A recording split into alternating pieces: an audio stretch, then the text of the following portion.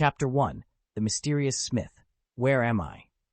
Zhou Yi's eyes snapped open, and the room spun around him. His mind felt like a jigsaw smashed apart. Some pieces were his own, familiar and precise. Others belonged to a little British boy. Warm afternoons, sharp grief, then an emptiness that settled like cold ash. A soft, clear voice spoke in perfect English. My name is Ryan Smith. I'm a wizard, the last heir of a small British family. My parents died in a magic experiment when I was 5. Before Zhou Yi could make sense of it, the words shifted into Mandarin, using his deeper, steadier tone. I was left in the care of a house elf. It was as if two souls were arguing in his head, and an icy dread washed over him. Facts tumbled through. July 31st, 1980, Ryan's birthday, the same day Harry Potter was born. Harry Potter, the boy who had defeated Voldemort. The Dark Lord's fall had brought relative peace, allowing Ryan's parents to resume their arcane research, until that fateful day. A gentle clearing of a throat drew his attention. Floating before him was a small elf-like creature. Parchment-colored skin stretched over bat-winged ears, and enormous tennis ball-sized green eyes swiveled anxiously. Hey, Jack, the boy, Ryan said, though Zhou Yi wasn't sure which of them had spoken. Jack bowed his head. Master Ryan, you are awake. I feared you might not recover so quickly. There is much to explain. Heartbeat thundering in his ears, Zhou Yi, or was it Ryan, sat up on the narrow cot. The lines between their lives were blurred, yet undeniable. Two identities trapped in one body, secrets from Hogwarts and an unnamed world far from home. He took a steadying breath, bracing himself.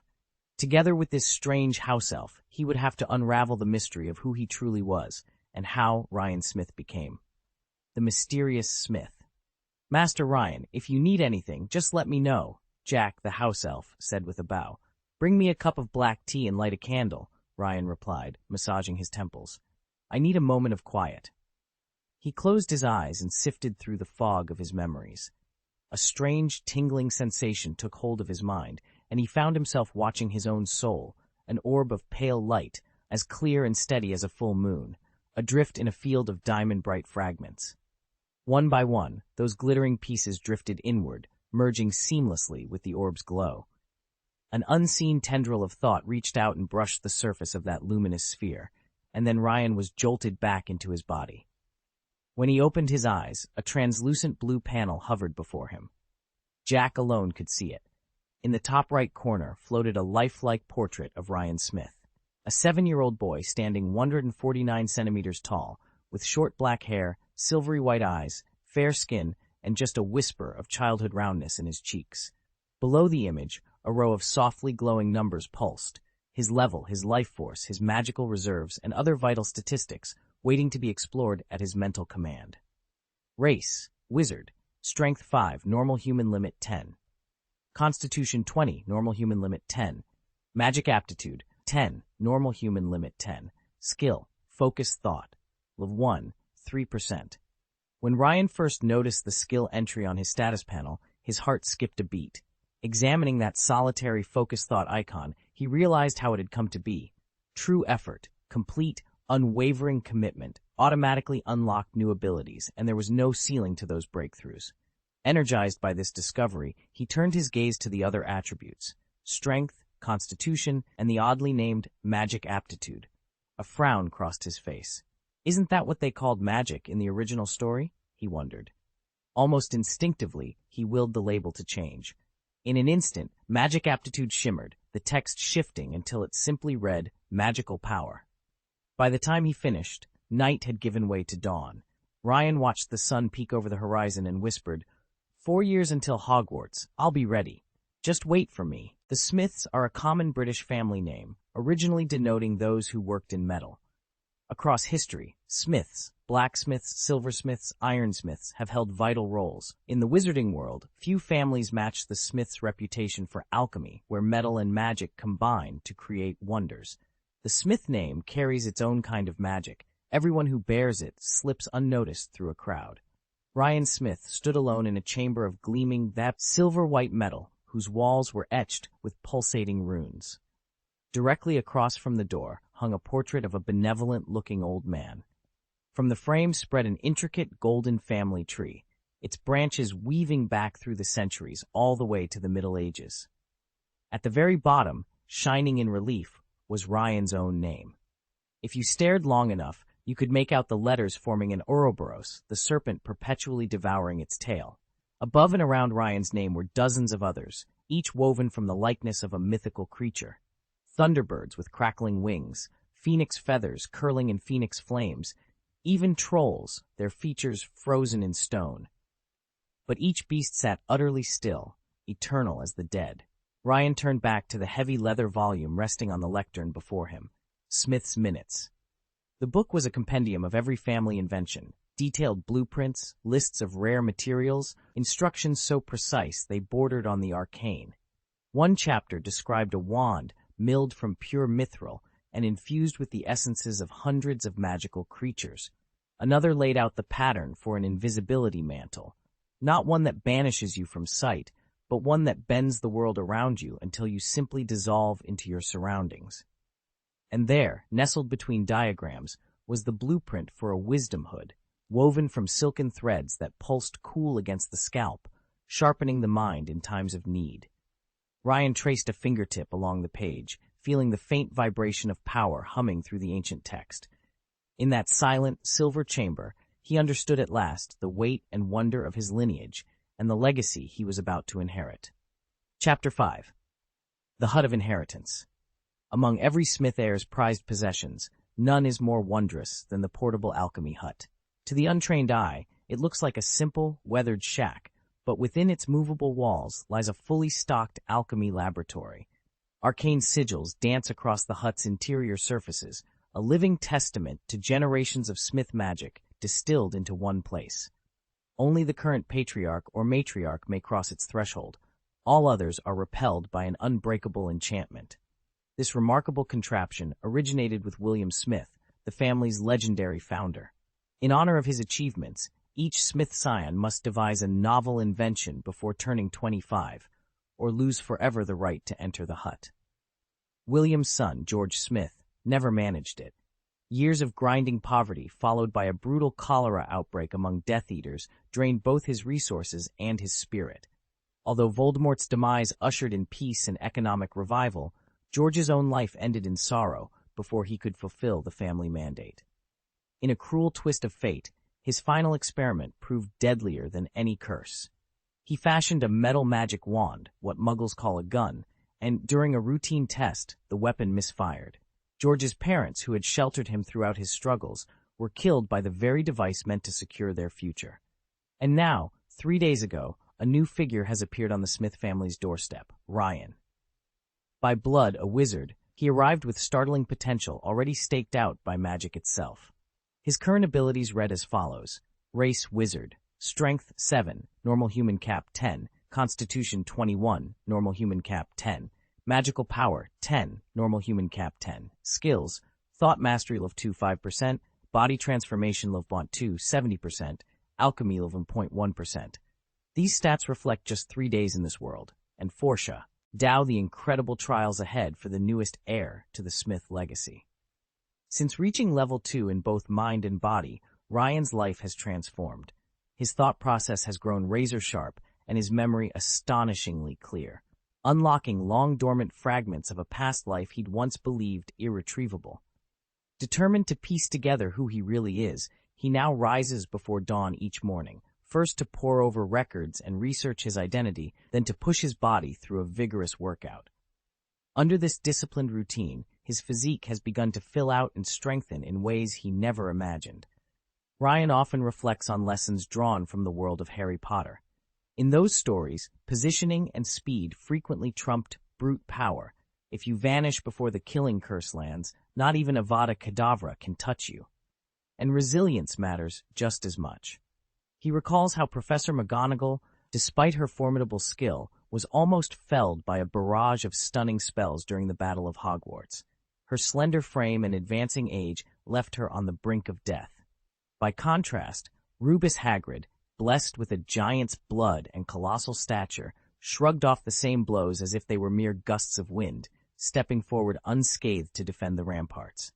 Inspired by these examples, Ryan redoubles his commitment. Every sunrise finds him disciplined in study and training, convinced that only by forging both a sound mind and a sound body can he hope to survive, and perhaps finally unravel, the mysteries of his past. Ryan pushed aside the latest editions of the Daily Prophet that Jack had sent him over the past few days and sighed.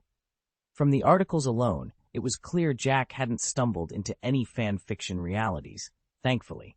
Yet it was frustrating to see Severus Snape, a man capable of suppressing demons with a flick of his wand, reduced to rambling about troll brains and soul-stealing curses. And Albus Dumbledore, who once slipped Veritaserum into our desserts, had simply disappeared. Leaning back, Ryan ran through the list of Voldemort's Horcruxes in his mind. 1. Ravenclaw's diadem, hidden somewhere in the Room of Requirement at Hogwarts, nothing a well-placed basilisk fang or a jet of dragonfire couldn't destroy.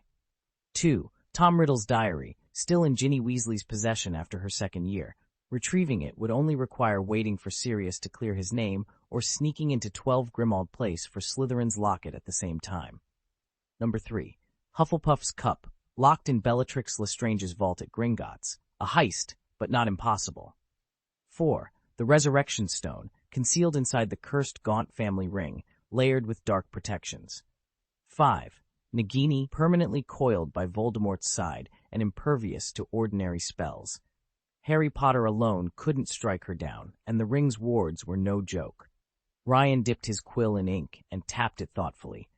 Perhaps the simplest solution was the one no one had tried yet, an anonymous letter to Dumbledore, if the headmaster's owl post address still existed.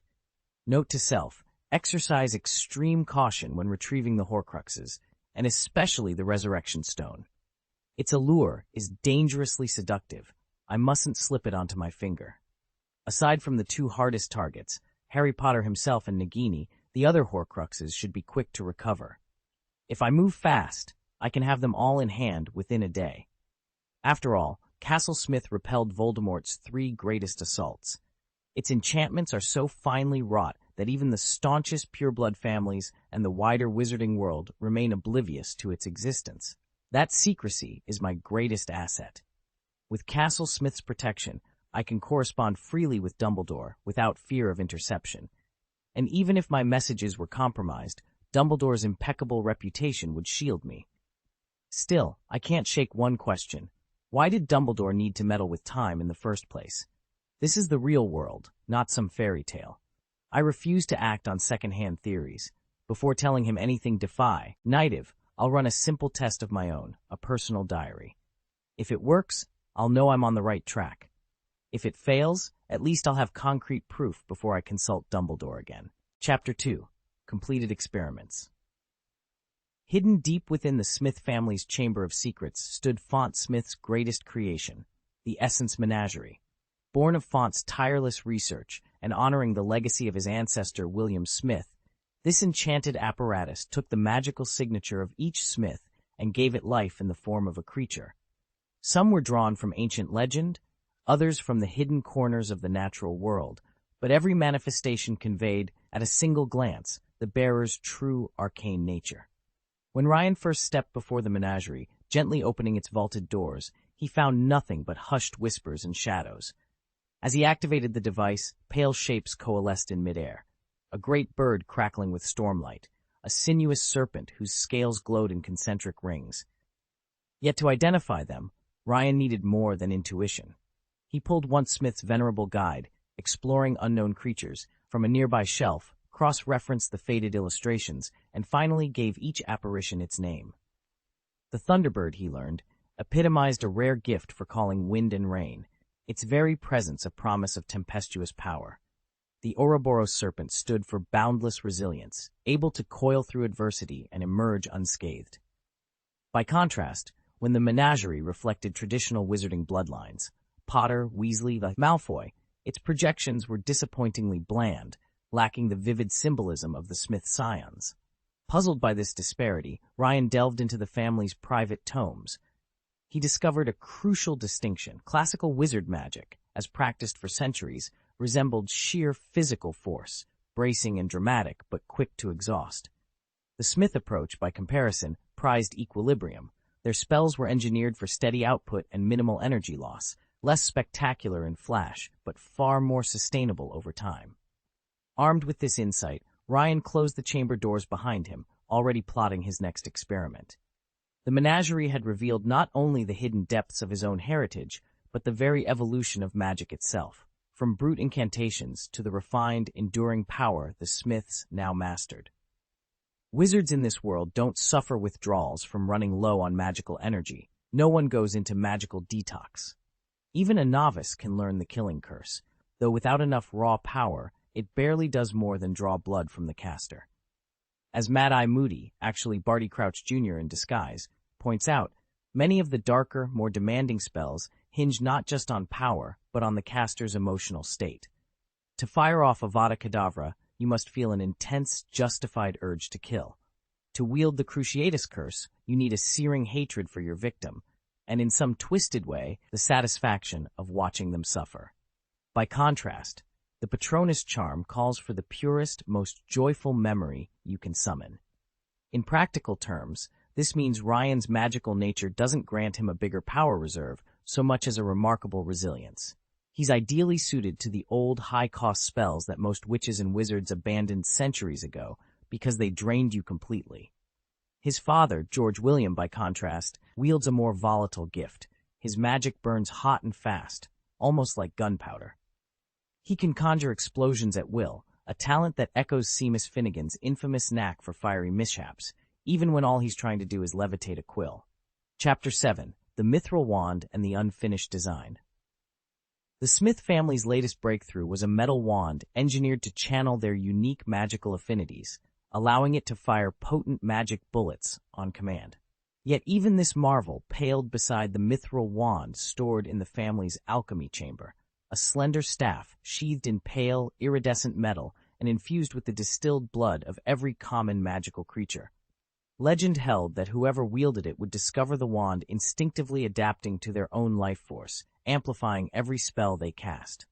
Lane had long coveted that wand, but tradition demanded that no Smith heir or curious outsider could remove such a prized invention without first presenting an offering of equal merit.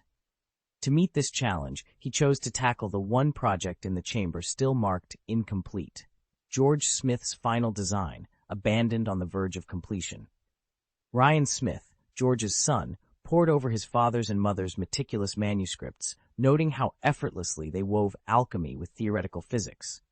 He quickly confirmed what the notes implied. Both parents had been prodigies. Their foundations, combined with Ryan's own years of rigorous study, plus that unexpected boon of advanced mathematics from a past life, gave him the insight to spot the lone flaw. A single digit in the formula had been miscalculated, causing the process to lose exactly 1 ounce of the crucial cooling elixir. Correcting that tiny error, Ryan synthesized the final batch of potion without loss. The moment the last drop crystallized, the alchemy hut, an ingenious magical construct designed to safeguard any practitioner inside, sprang to life, its protective wards humming in approval. With George's invention at last whole, Lane would soon claim the mithril wand. But more importantly, Ryan had proven that he carried the Smith family's alchemical genius in his blood, and that perhaps the greatest inventions were still ahead of him. Chapter 1. The Alchemy Deadline. Ryan stood in a hidden tower of the old castle deep within Nottingham Forest, its wards so powerful that no muggle could ever stumble across it. A cool morning breeze drifted through the tall arched window. He dropped into his routine, stepping back, feet shoulder-width apart, hands at his sides. 1, 2, 3, 4, 1, 2, 3, 4. He counted silently as his chest expanded in measured repetitions, each movement precise, controlled. He paused at 80 reps, breathing evenly. Time was running out. According to ministry regulations, any magical invention must be completed and certified in the alchemy hut before its creator turns 25. After that birthday, entry is forbidden forever. Ryan's 25th was only weeks away, and the final certification hinged on just one rare reagent, still in transit. Tomorrow, if luck held, the shipment would arrive. His father, George Smith, should have been at his side. After all, George was a celebrated inventor in his prime. But Voldemort's return had drained the elder Smith of both energy and spirit. Since the Dark Lord's rise, George barely managed to cast a healing charm, let alone tinker with complex alchemical contraptions. Left to finish the project alone, Ryan felt the weight of expectation and the bite of urgency. He wiped sweat from his brow and glanced over his personal profile, an ever-present reminder of his strengths and weaknesses. Race, wizard. Strength, 9. Ordinary human cap, 10. Constitution, 25. Ordinary human cap, 10. Magic power, 15. Ordinary human cap, 10. Skills, thinking, level 2, 39%. Body transformation, level 3, 1%. Alchemy, 2%. Alchemy will advance quickly once I study those ancient manuscripts, he told himself, recalling the dusty tomes he'd uncovered last week. He could almost taste the victory.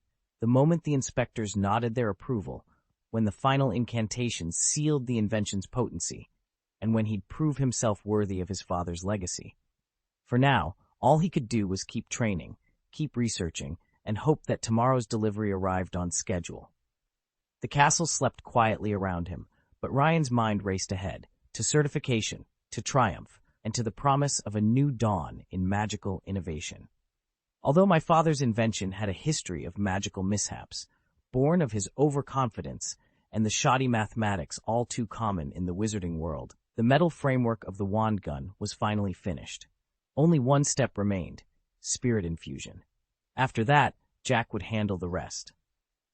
Once the alchemical circle was fully activated, I'd only need to pour in the cooling draught at precisely the right moment, and thanks to the wards in my ancestor William Smith's alchemy hut, I'd be protected to the fullest. Ryan rose from his seat, cradling a cup of steaming black tea. He allowed himself a moment's satisfaction before calling out, "Jack, do you have everything ready?" With a resounding crack, the house elf Jack appeared out of thin air, holding a slender vial. "Here you are, Master Ryan," he said, bowing stiffly. "The wormwood you requested." Ryan extracted a single, noir, pale strand of hay, the key ingredient in the cooling potion. When combined with powdered narcissus root, it created a sedative so powerful it was known as the Draught of Life and Death. He set the wormwood on a lacquered table beside a second vial of fine white powder. Turning to the center of the hut, Ryan raised his staff. The engraved alchemical circle on the stone floor flared to life under his magic, its lines shining with azure light. At its heart lay his obsidian pistol, a sleek, dark replica of an M1911, it surfaced with twisting, arcane runes that pulsed in time with the circle. Everything was in place. Soon, this unorthodox weapon would be more than a mere gun. It would be the culmination of generations of Smith ingenuity and a testament to my father's unshakable ambition. Tap, tap, tap. The time had come. Ryan poured the crystalline, cooling elixir into the alchemical circle. The instant the potion met his magic, rivulets of sapphire light traced themselves across the metal barrel. The runes etched around the gun flared to life, humming with power as the weapon trembled in his hands. Within seconds, the resonance faded. The transmutation was complete. "It's done," Ryan breathed, his heart racing. True to the old saying, divine artifacts conceal themselves once perfected. The intricate filigree dissolved, returning the gun to its sleek, unadorned form. He lifted it, feeling a rush of icy energy pulse from the grip into his fingertips and surge through his veins. Perhaps it was the birth of his magic power. At that moment, he felt a single consciousness binding him to the weapon. Man and gun became one. Ryan raised the barrel toward the target he'd set up earlier. He channeled his magic into the weapon, squeezed the trigger, and a relentless cascade of silver-light projectiles blasted out.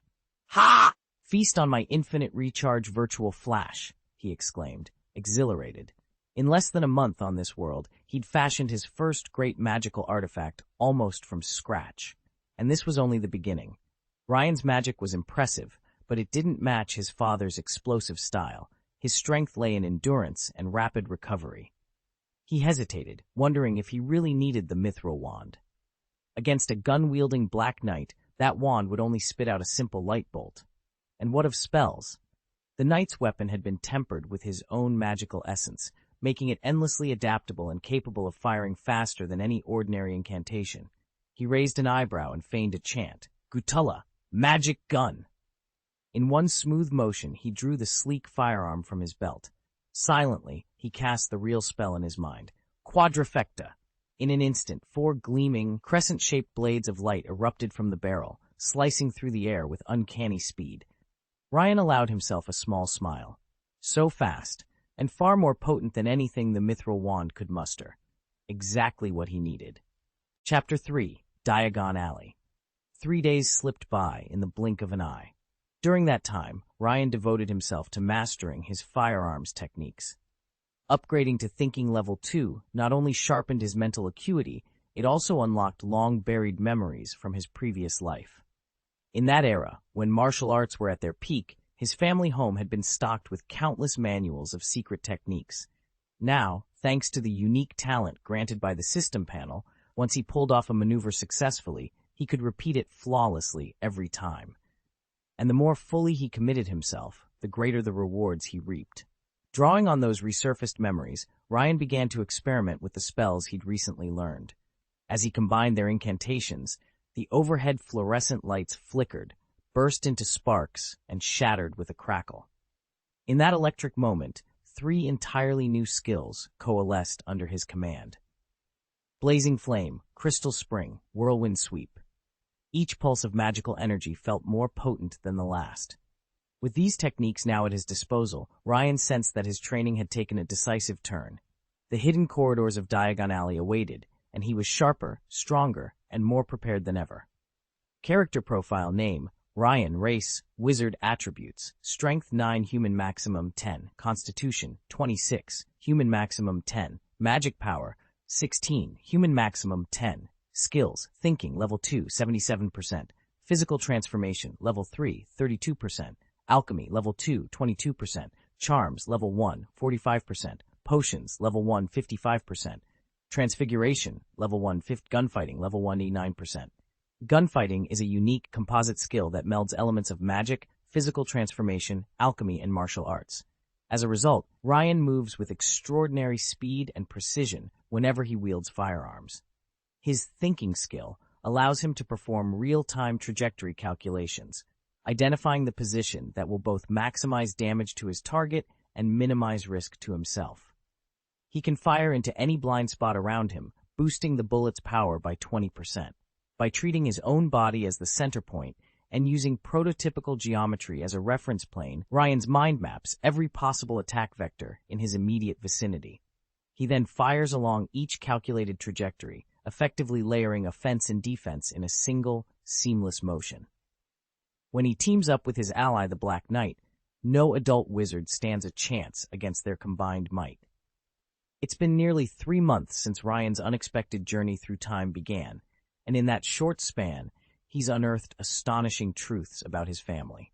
Far from ordinary wizards, the Smiths are masters of self-reliance, so much so that nearly every aspect of their lives is fully automated. Food, clothing, even drink are produced without human intervention, meaning Ryan could literally do nothing and never go hungry. Generation after generation, each Smith has dedicated themselves to absolute self-sufficiency within the wizarding world. Surrounding their ancestral castle are vast ranches that raise pigs, sheep, beef cattle, and even rabbits to supply their table. In workshops deep beneath the turrets, house elves and alchemical constructs spin fabrics and craft garments, while separate estates grow the herbs, roots, and magical reagents needed for everyday potions. Yet the Smiths aren't hermits cut off from society. To the contrary, they quietly underwrite almost every shop in Diagon Alley, pouring hidden funds into the bustling marketplace's inns, apothecaries, and curio stalls. As Ryan pieces together these secrets, he realizes that his family's true power lies not just in their automated resources, but in their invisible hand guiding the entire wizarding economy. All magical contracts, dating back to the ancient Greeks, were notoriously restrictive, every clause tightly binding both parties. By right, every dividend owed to the Smith family should have been paid out or at least funneled directly into their Gringotts vault. Wizards far and wide, and even the goblins at Gringotts, knew this. Yet, inexplicably, the payments simply continued to accumulate in the Smith vault, unclaimed. Now, it was finally time to spend some of that wealth.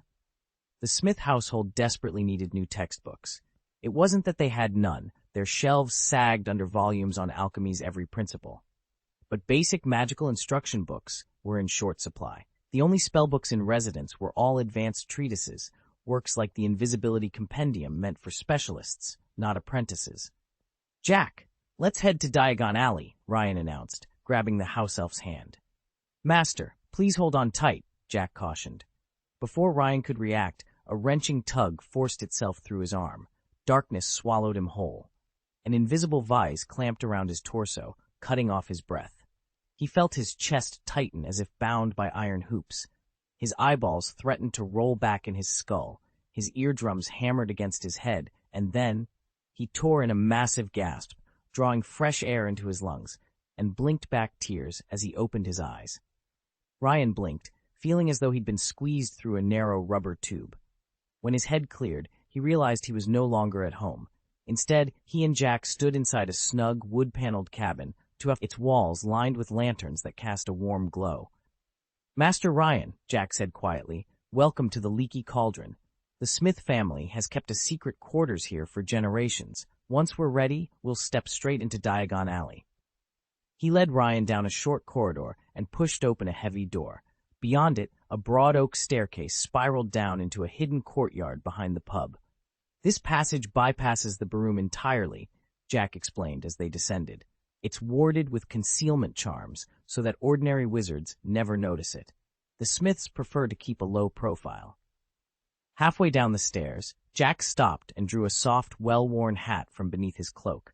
Placing it on his head, he closed his eyes for a moment, and then his small elfin frame began to stretch.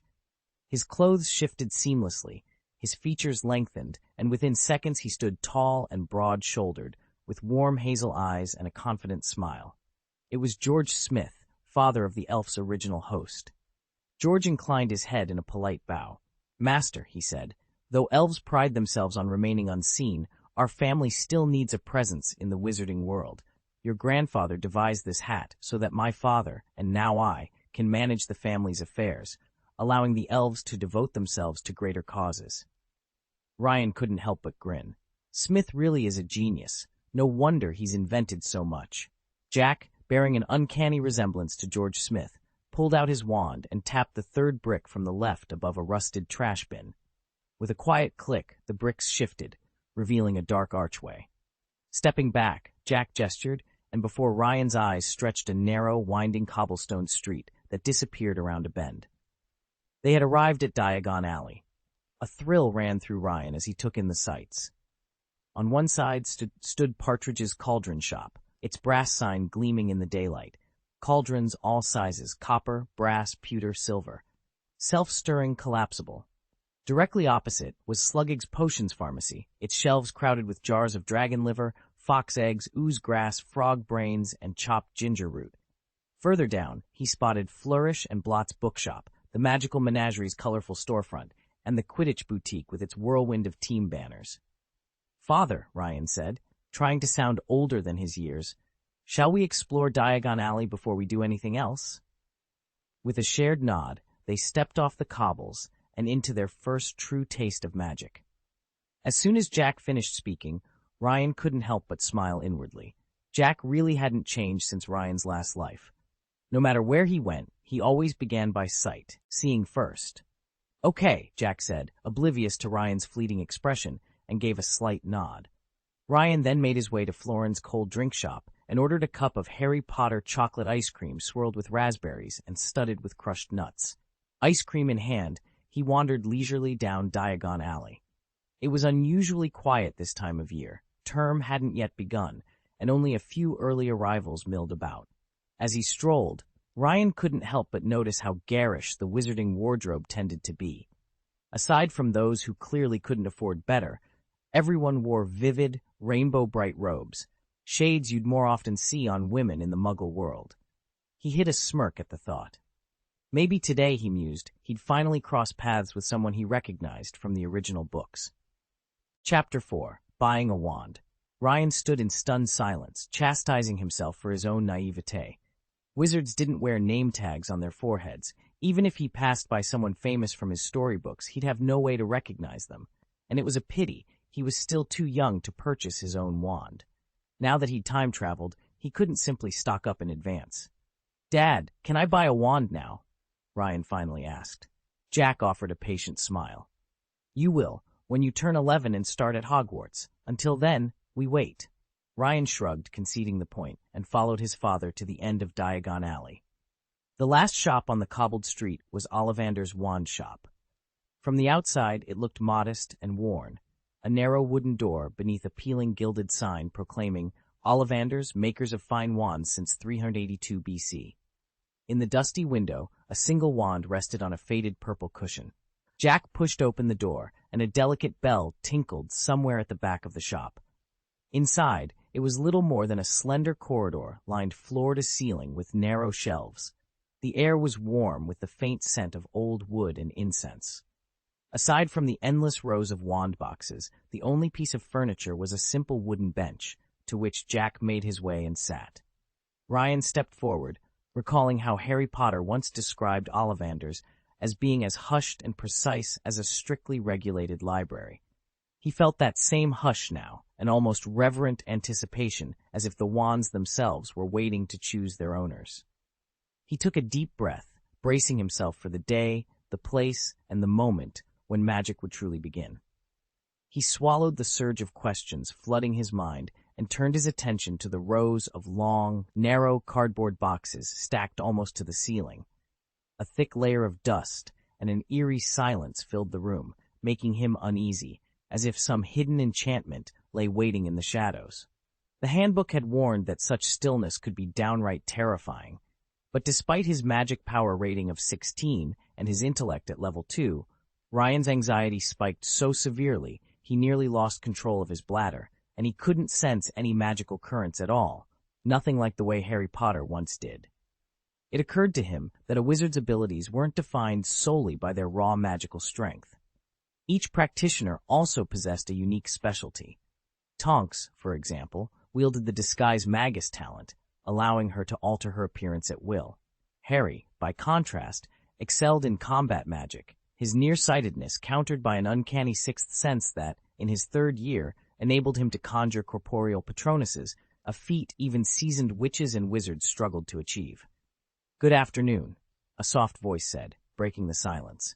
A sharp click echoed through the room, and an elderly man stepped into view, studying Ryan with curious eyes.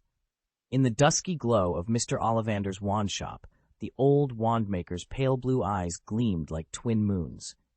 Ryan Smith swallowed hard, forcing himself to stand tall despite the butterflies in his stomach. He'd heard stories about this man's uncanny knack for remembering every detail of every wand he'd ever sold, and the idea made him nervous. "Good afternoon," Ryan managed, voice polite but tight. "Oh, yes, Mr. Ollivander said, stepping forward and peering at Ryan through round spectacles.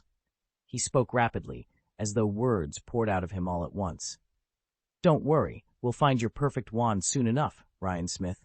You've got your father's eyes, you know.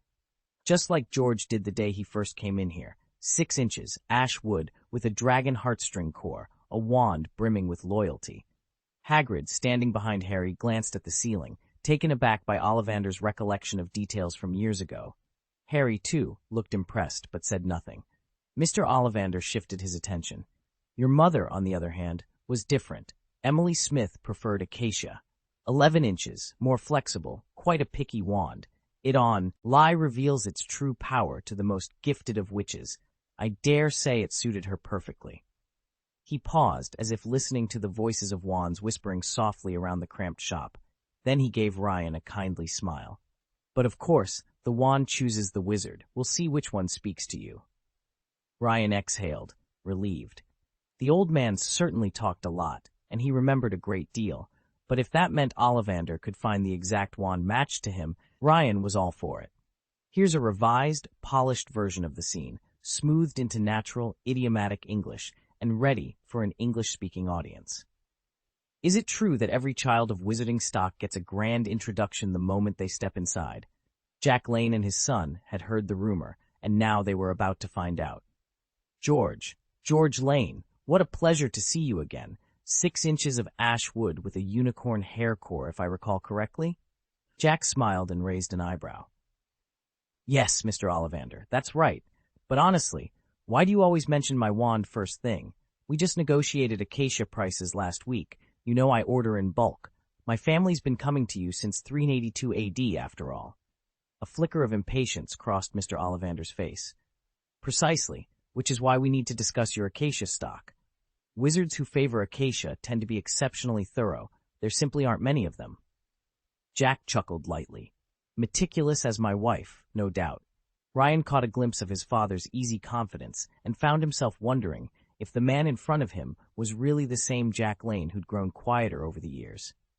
All right, enough business for now, Ollivander said, drawing a slender, silver-scaled measuring tape from his pocket. Mr. Lane, let's see about young Master Ryan's wand. He beckoned the boy forward, preparing to take his measurements for what promised to be the start of many properly introduced visits to Ollivander's. Which hand do you use to hold your wand? Ollivander asked. I'm right-handed, Ryan replied. Go ahead, measure away. Ollivander began with a tape measure, first stretching it from Ryan's shoulder to his fingertips, then from wrist to elbow, shoulder to floor, knee to armpit, and finally around his head. As he worked, he explained, every Ollivander wand contains a unique blend of the most powerful magical substances, unicorn hair, phoenix tail feathers, and dragon nerves. No two cores are exactly alike, just as no two beasts are identical. That's why a wand responds best to its first owner. Borrowing someone else's simply isn't as effective. Ryan nodded appreciatively. Your service is fantastic. I know my incantations so well, I don't even need to change the words, he joked. When the measurements were complete, the tape measure slipped from the table, coiled itself into a neat ball, and scuttled back to Ollivander's sleeve. Smiling, the wandmaker stepped over to a high shelf, retrieved a long, narrow box, and placed it in Ryan's hand. Try this one, Mr. Smith, Ollivander said. He lifted the lid to reveal a slim wand of hawthorn wood. It's 7 inches long, with a dragon heartstring core. Delightfully supple. Give it a wave. Ryan took the wand, feeling its reassuring weight and balance. As he flexed his wrist, Ollivander leaned forward, eager to see if this hawthorn and dragon heartstring combination would unlock Ryan's full magical potential. Ryan stepped forward to take a wand, but Mr. Ollivander whisked it away before he could lift it. This one's made of alder wood with a phoenix feather core, 8 inches long, rather stiff. Give it a wave. No sooner had Ryan reached for it than Ollivander plucked it back. Not that one. Try this instead. He offered a sleeker stick. Apple wood, unicorn hair, 8.5 inches, very flexible. Go on, have a go. Ryan moved through wand after wand, each flick and swish sending a thrill through him. The discarded wands stacked up on the counter beside Ollivander's workbench, and the old wandmaker couldn't hide his delight. A discerning customer, he smiled. Excellent. I'm sure we'll find the perfect match for you in here. Now, he paused, surveying the array. This, I think, might be just right. He handed over a Hollywood wand, its sleek surface gleaming under the shop's lantern light. Phoenix feather core, 11 inches long, remarkably responsive. Ryan's heart leapt. He knew that wand. It had belonged to Harry Potter himself. But before he could raise it, Ollivander gently reclaimed it. Not yet, he murmured, his eyes twinkling. There's still one final test. Mr. Ollivander held out a slim wand carved from pale wood. Try this, an aspen wand. It's a rare material, especially prized by wandmakers. Ryan lifted the wand, feeling a faint warmth gather at his fingertips. He raised it over his head, then brought it down in a smooth, confident arc. In the dusty air, a brilliant white light burst from the tip, crackling like fireworks. Jack whooped and clapped, and even Mr. Ollivander couldn't contain his excitement. Marvelous! Absolutely marvelous, he exclaimed, his eyes shining. Gently, Ollivander settled the wand into its box, carefully wrapping it in brown paper. All the while he murmured, Wonderful! Simply wonderful! Ryan frowned. I'm sorry, Mr. Ollivander, but what makes this one so special? The wandmaker's pale, colorless eyes fixed on Ryan. Aspen is a fine-grained, ivory-white wood treasured not only for its beauty but for its spell-casting qualities. It has a particular affinity for dueling magic, quick, precise, and powerful.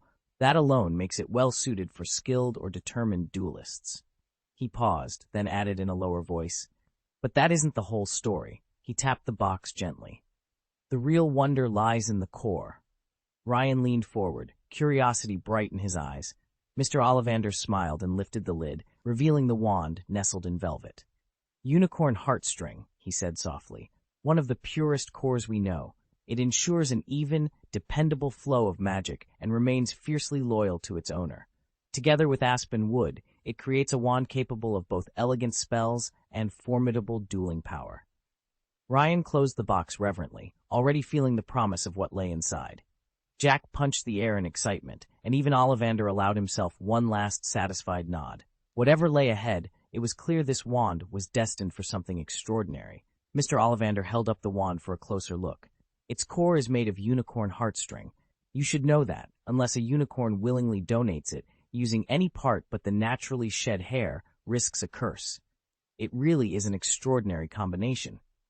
He set the wand down and recorded the price. That'll be 20 galleons for this model. Ryan blinked. 20 galleons? Ollivander offered a gentle smile. I know it sounds steep, but the Ministry of Magic subsidizes every first year's wand. If you wait until you're officially enrolled at Hogwarts, the price drops to 9 galleons. Ryan's heart skipped a beat. Even with the discount, this wand would still cost 2 galleons more than the one Harry Potter bought. It was an impressive price, proof, he thought, of just how special the wand must be. He nodded and turned to Jack. I'll take it. Jack stepped forward, paid the 20 galleons, and handed Ryan the receipt. Always eager to keep his new magic in prime condition, Ryan added 3 more galleons for a polished wand box and a complete maintenance kit, cleaning cloths, a small bottle of dragon heartstring polish, and even a miniature brush. With wand secured in its new case, Ryan left Ollivander's confident he'd made the right choice for his first year at Hogwarts. Chapter 5. Summary of the spell. Ryan hadn't even taken 5 steps from Ollivander's before his fingers were back on his new wand.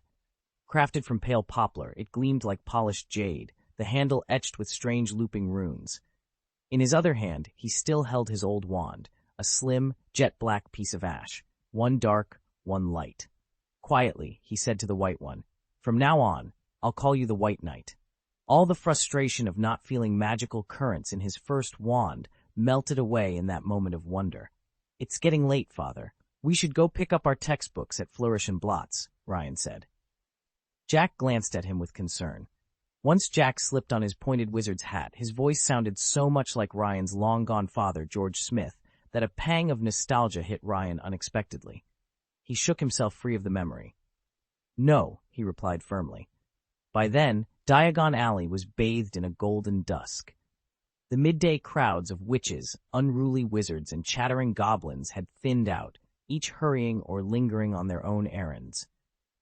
Ryan and Jack strolled past the flickering sign of the Leaky Cauldron, and a few minutes later stood before Flourish and Blotts, its windows piled high with spellbooks and parchment. They were ready to choose everything they'd need for the semester ahead. Spellbooks the size of floor tiles, their covers embossed with gleaming gold, filled the display windows of the bookstore.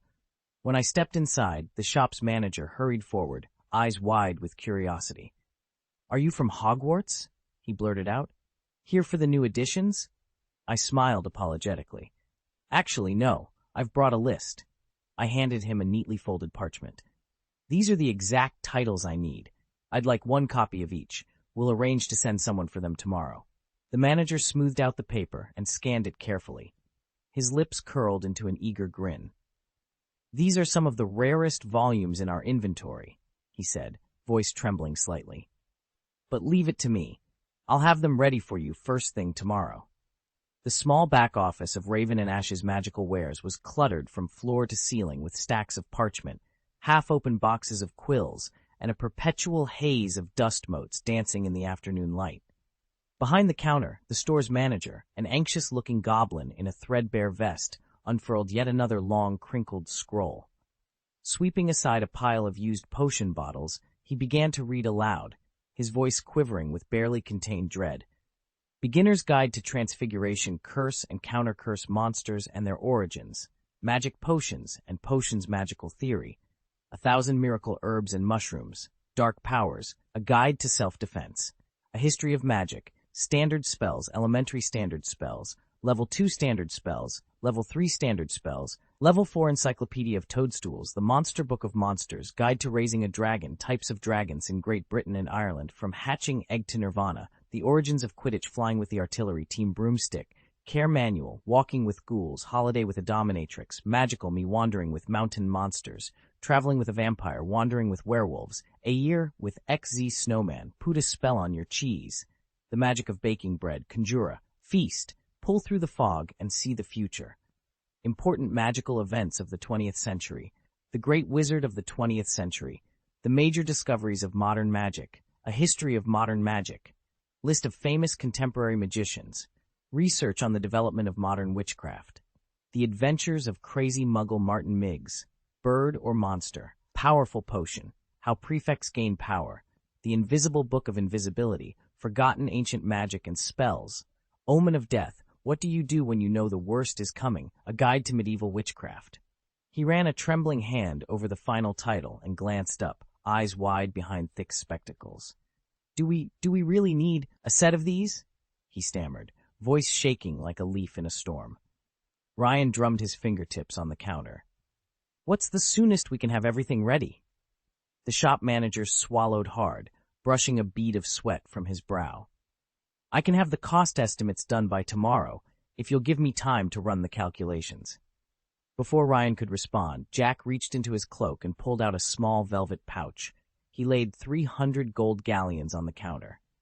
Here's a deposit. I'll come back at 9 in the morning for the full quote. If the final bill is lower, return the difference. If it's higher, we'll cover it. The manager exhaled in relief. Excellent. Thank you. We'll see you then. Ryan barely waited for the manager to finish. Let's go, he said, already turning toward the door. He'd spent long enough wandering shop aisles. Now all he wanted was to get home and sink into a hot shower. Outside on Diagon Alley, he and Jack slipped back into the leaky cauldron. Ryan raced up the narrow stairs to the guest rooms, scattered with the dust of traveling wizards. Without a word, he scooped a handful of flue powder into the hearth. The fireplace erupted in emerald flames with a snapping crackle, and before he knew it, he was stepping out into the familiar stone corridors of his quarters at the castle deep in Nottingham Forest. Chapter 5. Silent Spells. At 10 o'clock the next morning, Jack stepped out of the bookstore with a small sack of new volumes. The shopkeeper regarded him with the same impassive look he always did, barely glancing up as Jack tucked his purchases away. Across campus in one of the old practice rooms, Ryan was grappling with his own challenge, casting spells without speaking. He gripped his wand, drew a steady breath, and recited the words in his mind. Wingardium Leviosa. He matched the silent incantation with a precise swish and flick of his wand. For a tense moment, nothing happened. Then the feather resting on the table twitched, lifted, and began to hover about 4 feet above his head. Yes, Ryan thought, exhilarated. Nonverbal magic really is tough, but it works. Since buying his new textbooks and wand, Ryan had learned that a successful modern spell depends on 3 essentials. 1. Precise incantation. Whether spoken aloud or cast silently, every syllable must be clear and deliberate. One tiny slip, like swapping an S for an F, can have hilarious or disastrous results. He'd read about a student who mangled the floating spell and wound up crushed beneath a startled bison. 2. Exact wand movement. Wingardium Leviosa demands a smooth swish and flick timed perfectly with the words. Too slow, too fast, or in the wrong direction, and the spell fizzles, or worse, misfires. 3. Unwavering focus. The caster's intent must bind the motion and the magic together. Without complete concentration, the charm falls apart. Ryan opened his eyes and watched the feather drift lazily in midair. He had only succeeded once so far, but he was determined to master all 3 elements, one silent spell at a time. Magic, at its core, boils down to 3 essentials: the intent behind the spell, the correct wand movement, and the caster's self-confidence. That third element, believing you can succeed, often compensates for weaknesses in the other 2. As long as your confidence is unwavering, most spells will still work. Of course, there are notable exceptions. Avada Kedavra demands a cold, unyielding will to kill, while the Patronus charm requires an outpouring of the most positive emotions you can muster. A handful of high-level incantations even dispense with one of the 3 steps. Some need only intent and confidence, others gesture and confidence. You could argue that their creators deliberately raised the bar, leaving out or ignoring certain components to make those spells more demanding. In reality, though, if you can cover all 3 bases, even modestly when it comes to emotion, There's nothing stopping a first-year student from succeeding. That principle has guided the evolution of modern magic. Over time, spells have been trimmed down, and precise wand movements have been standardized. These refinements lower the casting requirements, boost reliability, reduce magical energy consumption, and ultimately ensure a higher rate of success. At worst, a spell simply fizzles from lack of power. It won't siphon off your mana or your very life force. Imagine how it used to be. Every spell demanded a precise dance, intricate wand movements, arcane hand signs. If you spent that long on a single cast, another wizard could run you through before you even finished your incantation. Modern magic changed everything. It's safe, fast, and efficient. Once you've memorized a spell and become proficient with it, you can dispense with the elaborate gestures and the long-winded words. You just think it, point your wand or magic gun, and off you go. Still, handling the Black Knight wand feels oddly ceremonial. You're expected to raise it, aim with a flourish, then fire, exactly the image most people have of wand magic. The magic gun is even more ridiculous. You twirl the barrel a couple of times before you're allowed to pull the trigger. Ryan can recite the Gutala incantation in a deadpan voice, but he'd much rather skip the theatrics. "Ah, such is my toil," Ryan muses. Since returning from Diagon Alley 3 days ago, he's been drilling the simplest spells into silent, gesture-free form. Every flourish he cuts away is one less excuse for embarrassment, or for the Black Knight to gather dust in his box. If he doesn't master it soon, the only audience for his magic might be the Grim Reaper himself. Over the next 3 days, Ryan devoted himself to his textbooks, Standard Spells, Elementary, Beginner's Guide to Transfiguration, and Curses and Countercurses. Whenever he caught a spare moment, he thumbed through 2 lighter reads, The Adventures of Martin Miggs, A Mad Muggle, and Holidays with Hags. The Adventures of Martin Miggs, A Mad Muggle was actually a comic series Ron had raved about ever since 2nd grade. First published in the 1960s, it follows Martin Miggs, a striped shirt and beret-clad French muggle who blunders into the magical world. From a wizard's point of view, it's a cheeky lampoon of non-magical folk, but for someone who'd been a muggle all his life, the real amusement lay in watching the magical community through Martin's baffled eyes. The author's whimsical tone kept Ryan chuckling and convinced him not to overanalyze every joke. Holidays with Hags, on the other hand, was one of Gilderoy Lockhart's more intriguing titles, handpicked from his catalog for its catchy name. Ryan discovered that beneath the flashy title, Lockhart had a knack for pacing. The story alternated rollicking adventures with dry, informative passages. Oddly enough, those factual interludes only added to the charm. Before long, Ryan was both amused and almost impressed by the famous wizard's flair for storytelling. Chapter 7. The True Culprit. Ryan sat alone in his study, the candlelight flickering across scattered parchments and arcane diagrams. In the dim glow, the image of Mashiro, the so-called female demon, the real murderer, haunted his thoughts. He had no intention of venturing out again until he'd mastered every spell he could. With enrollment day still weeks away, he planned to dedicate every waking hour to training at home. He leaned back in his chair and summoned his personal status screen, the translucent text hovering before him. Race, Wizard. Strength, Human Cap 10. Constitution, 27. Human Cap 10. Magic, 18. Human Cap 10. Skills, Critical Thinking Level 2, 91%. Body Transformation 3, 35%. Alchemy Level 2, 26%. Charms Level 89%. Potion Crafting Level 1, 55%. Transfiguration Level 43%. Gunfighting Level percent. Martial Arts Level 1, 86%. He tapped his pen against the desk. Those numbers told a story. Despite his inhuman constitution and burgeoning magical power, he was still a student of the arcane and dangerously outmatched by a killer as cunning as Mashiro. The solution was simple. He needed to push every skill to its limit, to be ready when the school term began and the hunt for the demon truly started. With a deep breath, Ryan extinguished the candle. Come dawn, his lessons would begin in earnest. The path was clear. Study, practice, and prepare. Only then could he face the darkness lurking just beyond his doorstep. Chapter 6. Unraveling the Mystery of the House Elves. It was another bright, sunny morning at Grimmauld Place. After finishing my revised routine of radio calisthenics, I settled at the table to enjoy the potato and beef stew over rice that Ryan had prepared in the old house elf style. While I sipped a strong cup of black tea, I let my thoughts drift across the years, losing myself in memory's ebb and flow. Then a detail I'd nearly forgotten snapped into focus. The description of the Black family's old mansion, particularly the second-floor corridor beside the grand staircase. Lined along the wall were dozens of withered heads, severed, preserved, and mounted. They'd belonged to house elves too frail to serve anymore. The image chilled me. So many house elves in the Black lineage, yet by the time Sirius inherited the place, only Creature remained. That didn't make sense. In the original records, house elves were born into service and passed down through generations. Winky herself had explained how her mother and grandmother had served the Crouch family in turn. Why then was Jack our family's sole elf? Where were his predecessors? Jack, Ryan's voice cut through my reverie. Master Ryan. Jack appeared instantly, bowing with that habitual anxious haste only elves possess. He was young, or at least what passed for youth in a house elf. Slight, wrinkled around the corners of his large, earnest eyes. I studied him carefully.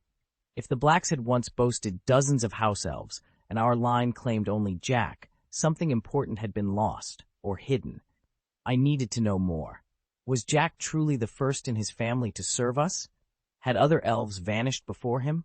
And what horrors might lie behind those severed heads in the old mansion?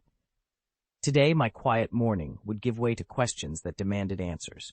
With Jack's help, willing or not, I intended to piece together the forgotten history of our house elves. Something told me this mystery ran deeper than any of us had guessed. I stood and set my cup down. Jack, I said, I need you to tell me everything you know about your family, and about the other elves who once served the Blacks. His ears twitched, and for the first time I saw genuine fear in his eyes. But beyond that fear lay a spark of determination. I realized then that unraveling this secret would change all our lives, if we survived what we were about to uncover. Ryan sat back in his chair, brushing the last crumbs from his plate. Jack, he asked, are you the only house elf serving our family? Jack paused in his task of stacking plates. Master Ryan, the Smiths have always employed several elves. We take pride in keeping the household running smoothly, so most of us stay out of sight. Only one elf appears before the master at a time. The rest work quietly in the kitchen, the laundry, and other areas. Ryan nodded thoughtfully. Have you ever heard of an elf named Creature? The elf's ears twitched. Creature of the Black family? Yes, I've heard of him. He's, well, not exactly one of the shining examples among us. Friends say he spends his days muttering about old family grudges, and his house is always in chaos. Got it, Ryan replied, standing up. That's enough for now. I'm done eating. Please clear this up. I'm going to take a nap. With a respectful bow, Jack vanished with a faint pop. Ryan leaned back on the sofa, letting his eyelids grow heavy. As he drifted off, he considered what he'd learned. House elves truly did form a hidden society of their own, much like Winky, who shared stories of her friends in other households. Winky knew Dobby well, his longing for freedom and the shame it brought him. Though elves served a single wizarding family as a group, they maintained connections beyond those duties, friendships, rivalries, even the beginnings of families in secret. Content that his household would remain perfectly ordered in his absence, Ryan surrendered to a peaceful afternoon nap. That evening, as most wizards would tell you, very few bother to look beneath the surface of Icy's everyday wonders, but Ryan found the whole magical world endlessly fascinating. Over dinner, Jack had outdone himself yet again.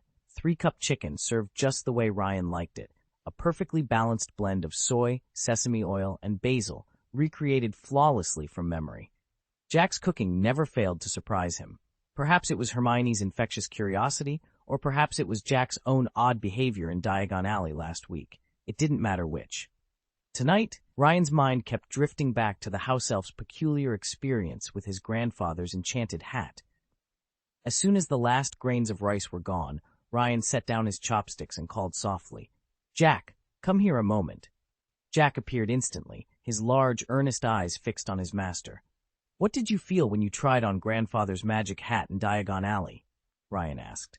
The elf bowed. "Master Ryan, the moment I put on the hat, I lost all awareness of my surroundings. I became a vessel for Master George's memories. In my mind, I was both fully alert and utterly powerless to act on my own. Everything George had ever done, every triumph and regret, flooded through me until the hat was removed. Only then did I regain my senses. Ryan leaned back, absorbing the revelation. That must have been overwhelming. One more question. Jack, do you have any family of your own? Jack's ears twitched in surprise. Yes, Master. I have a son, well, a young elf named Claude. He's still learning, but he helps me in the kitchen whenever he can. Ryan smiled, patting Jack's shoulder. Thank you. That's all I wanted to know for tonight. He rose from the table. Before you go, could you send me a copy of Percy's favorite, How the Prefect Gains Power, in the original edition? I'd like to compare it to our version. Right away, Master Ryan. With a polite bow, Jack vanished and returned almost instantly with a neatly bound leather-covered book. He placed it gently on the table. Ryan traced the title embossed in gold, How the Prefect Gains Power. He closed his eyes for a moment, savoring the anticipation. Tomorrow, he would dive into the first chapter, and, no doubt, learn something new about leadership, magic, and perhaps even himself. Ryan sat at his desk long after midnight, poring over reports of political machinations in the wizarding world. Every so often, he'd let out a weary sigh, then push on through another page. Finally, he washed up and collapsed into bed. Before long, he drifted into a restless sleep and found himself trapped in a taunting nightmare.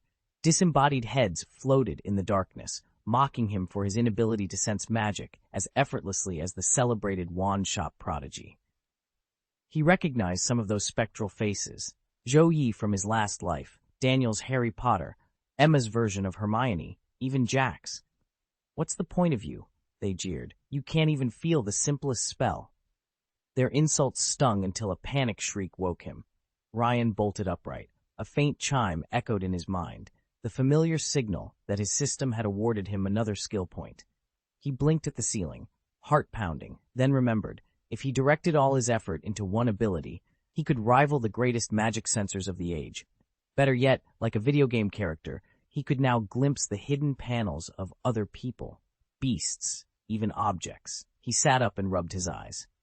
So that's how it works, he muttered. I train, and I grow stronger. Over the next 3 months, he carved out exactly 1 hour after his afternoon nap for systematic practice. Every day he told Jack to bring him a different magical item, potion ingredient, or small creature. Together, they inspected each specimen from every conceivable angle, touching its textures, studying its aura, cataloging its every detail. Ryan visualized the energy flow, mentally tracing it back to its source. When he faltered, he'd replay yesterday's failure in his head until he pinpointed the flaw. Then, one crisp evening, as Ryan settled in for his routine rest, a soft glow appeared before him. His own status panel had shifted.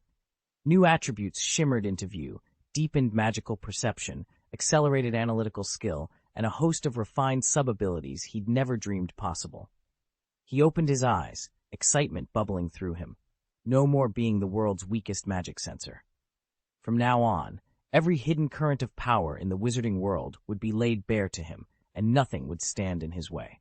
Ryan closed his eyes for a moment and brought up his own status window. Race, Wizard. Strength, 1310. Constitution, 2810. Magic, 2010. Skills, Thinking, Love 3, 11%. Body Transformation, Love 3, 54%. Alchemy, Love 44%. Charms, Love 2, 2%. Transfiguration, Love 2, 53. Gunfighting, Love 2%. Martial Arts, of 2, 6%. Reconnaissance, of 1, 2%. Jack, he announced softly, stand still and don't resist. Almost at once, a transparent blue frame flickered into his vision, revealing a full-body portrait of the summoned creature.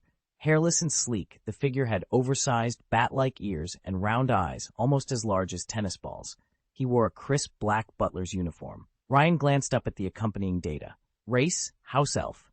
Strength, 610. Constitution, 2210. Magic, 3310. Skills, Cleaning L5, 56%. Apparition L4, 33%. Magic Control L3, 65%. Planting, 32%. Cooking, Low 59, 33%. Dazzling. Every attribute, save for raw strength, soared well above Ryan's.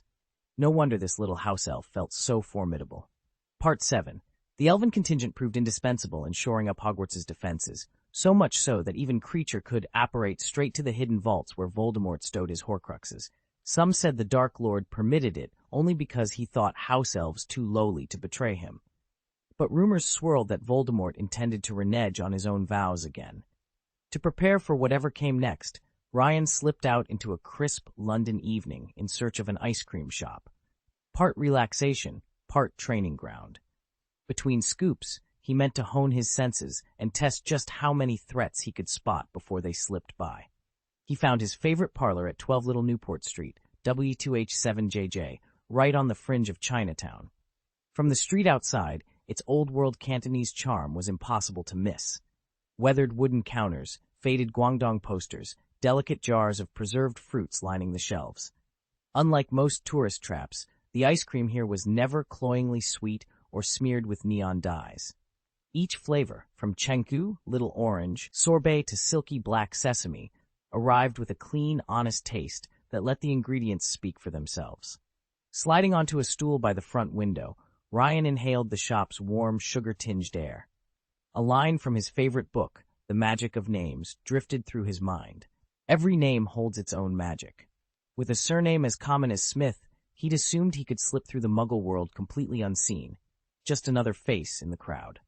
But since emerging from the Time Turner, some dormant power within him had awakened. Even here, in humble surroundings, his sharp features and bright eyes seemed to glow with an uncanny light. Passers-by turned to take second glances. "Hey, Harry Potter!" A voice rang out from the next table. A boy maybe 8 years old, slate-haired and freckled, pointed at Ryan and laughed. "So, why are you fighting him?" Ryan stifled a smile. It was the first time anyone had mistaken him for the boy who lived. He scooped up a taste of Lecce Rose gelato, let its cool sweetness settle on his tongue, then met the boy's eager glare. "I'm not Harry," he said, "but I'm working on my own kind of magic." As the child's jaw dropped, Ryan leaned back and closed his eyes, savoring the moment. Every adventure, from flanking shadowy elves at Hogwarts to outpacing Death Eaters, had led him here, to this quiet shop on a Chinatown side street. With a refreshed mind and sharpened senses, he felt ready. Whoever or whatever came next would have a hard time hiding from Smith's watchful eyes. Chapter X, The Crowded Bar. Ryan's hope for a quiet evening evaporated the moment she walked in. Though her expression was flat, bordering on surly, it only drew more attention. Big sisters and quirky aunts clustered around, eager to chat. The more unapproachable she appeared, the more they pressed in, eyes alight with curiosity. Before long, the shop manager spotted an opportunity and waived Lane's minimum order requirement. Word spread instantly, and female patrons flocked to Lane's side. And as any seasoned bargoer knows, a crowd of attractive women inevitably attracts men. Sure enough, a steady trickle of male customers began to drift in.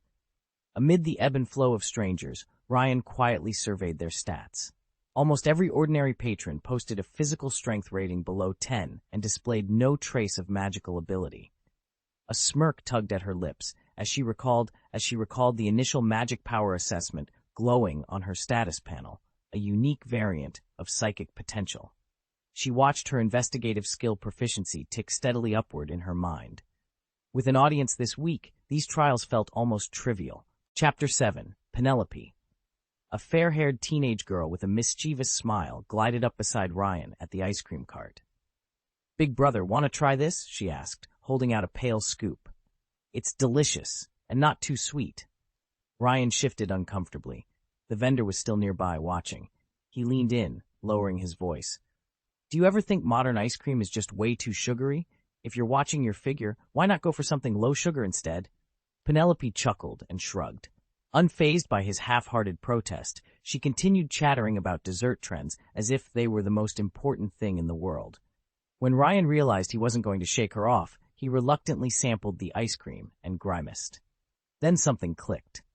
Beneath Penelope's carefree laughter, he sensed a subtle magical aura. He pulled up her profile in his mind. Race, wizard. Strength, 610 constitution, 1910. Magic, 1510 skills. Charms of 1, 9%, potions of 5%, transfiguration of 1, 3%, herbology of 1, 1%, astronom 1, 2%, defense against the dark art of 1%. Everyday talents like reading and cooking aren't shown. Her magic stat easily surpassed Ryan's own when he first arrived in this world, but that was to be expected. In this realm, magical potential grows with age, and Penelope was definitely older than he was. No wonder her numbers were higher. Ryan glanced at her, curiosity and a hint of respect mingling in his expression. Penelope's bright eyes met his, and for a moment the buzzing chatter of other patrons faded away. A new kind of adventure was about to begin. Her strength was clearly no match for Ryan's. In the magical world, only giants and half-giants could rival him in sheer power. Wizards themselves never focused on raw muscle. Aside from a few obscure academies that incorporated physical training, most schools emphasized spellwork over strength. Though magic granted them greater vitality and resilience, it didn't increase their basic physical might. As Smith's tomes, and Ryan's own memories from his past life, explained, a wizard's constitution manifested primarily through enhanced magical resistance and stamina. But when it came to matters of the heart or brain, they were just as vulnerable as any ordinary human. A cerebral injury or heart failure could be fatal. Ryan, by contrast, enjoyed a system that bolstered every aspect of his being. Physical toughness, magical endurance, vitality, and even speed and agility, which sprang naturally from the combination of his strength and physique. The girl suddenly flushed pink. "How long are you going to keep staring?" Ryan felt his face heat up. He wasn't one to lose ground in a war of words. Clearing his throat, he shot back. "You're a Hogwarts student, right? You haven't even started first year yet?" Chapter excerpt. 2 days until Hogwarts. With only 2 days left before the September 1st term begins at Hogwarts, most students were buried in textbooks and parchment. Everyone except one curious young lady by Florian Fortescue's ice cream stand. "How do you know that? Do I look like a witch?" she asked, eyes narrowing. Realizing she hadn't introduced herself, she softened and offered a polite smile. "Sorry, I'm Penelope Clearwater. Penny, if you like." Ryan studied her. Penelope Clearwater, Percy Weasley's future girlfriend and head girl of the 5th years. She was 4 years older than he and Harry, yet here she was quietly reviewing her notes instead of fussing over packing. Harry had described her as a brunette with long curls in Diagon Alley. This was a sleek, golden-haired Ravenclaw, her blue eyes bright with curiosity. "I did see you back in Diagon Alley," Ryan said, forcing a casual tone as he stepped closer. "I'm Ryan Smith, from a wizarding family, pure blood on my mum's side, half-blood on dad's. Have you had the chance to practice any spells before term starts?" Penny glanced at her neatly coiled wand, resting on her books, then met his gaze. A playful smile curved her lips.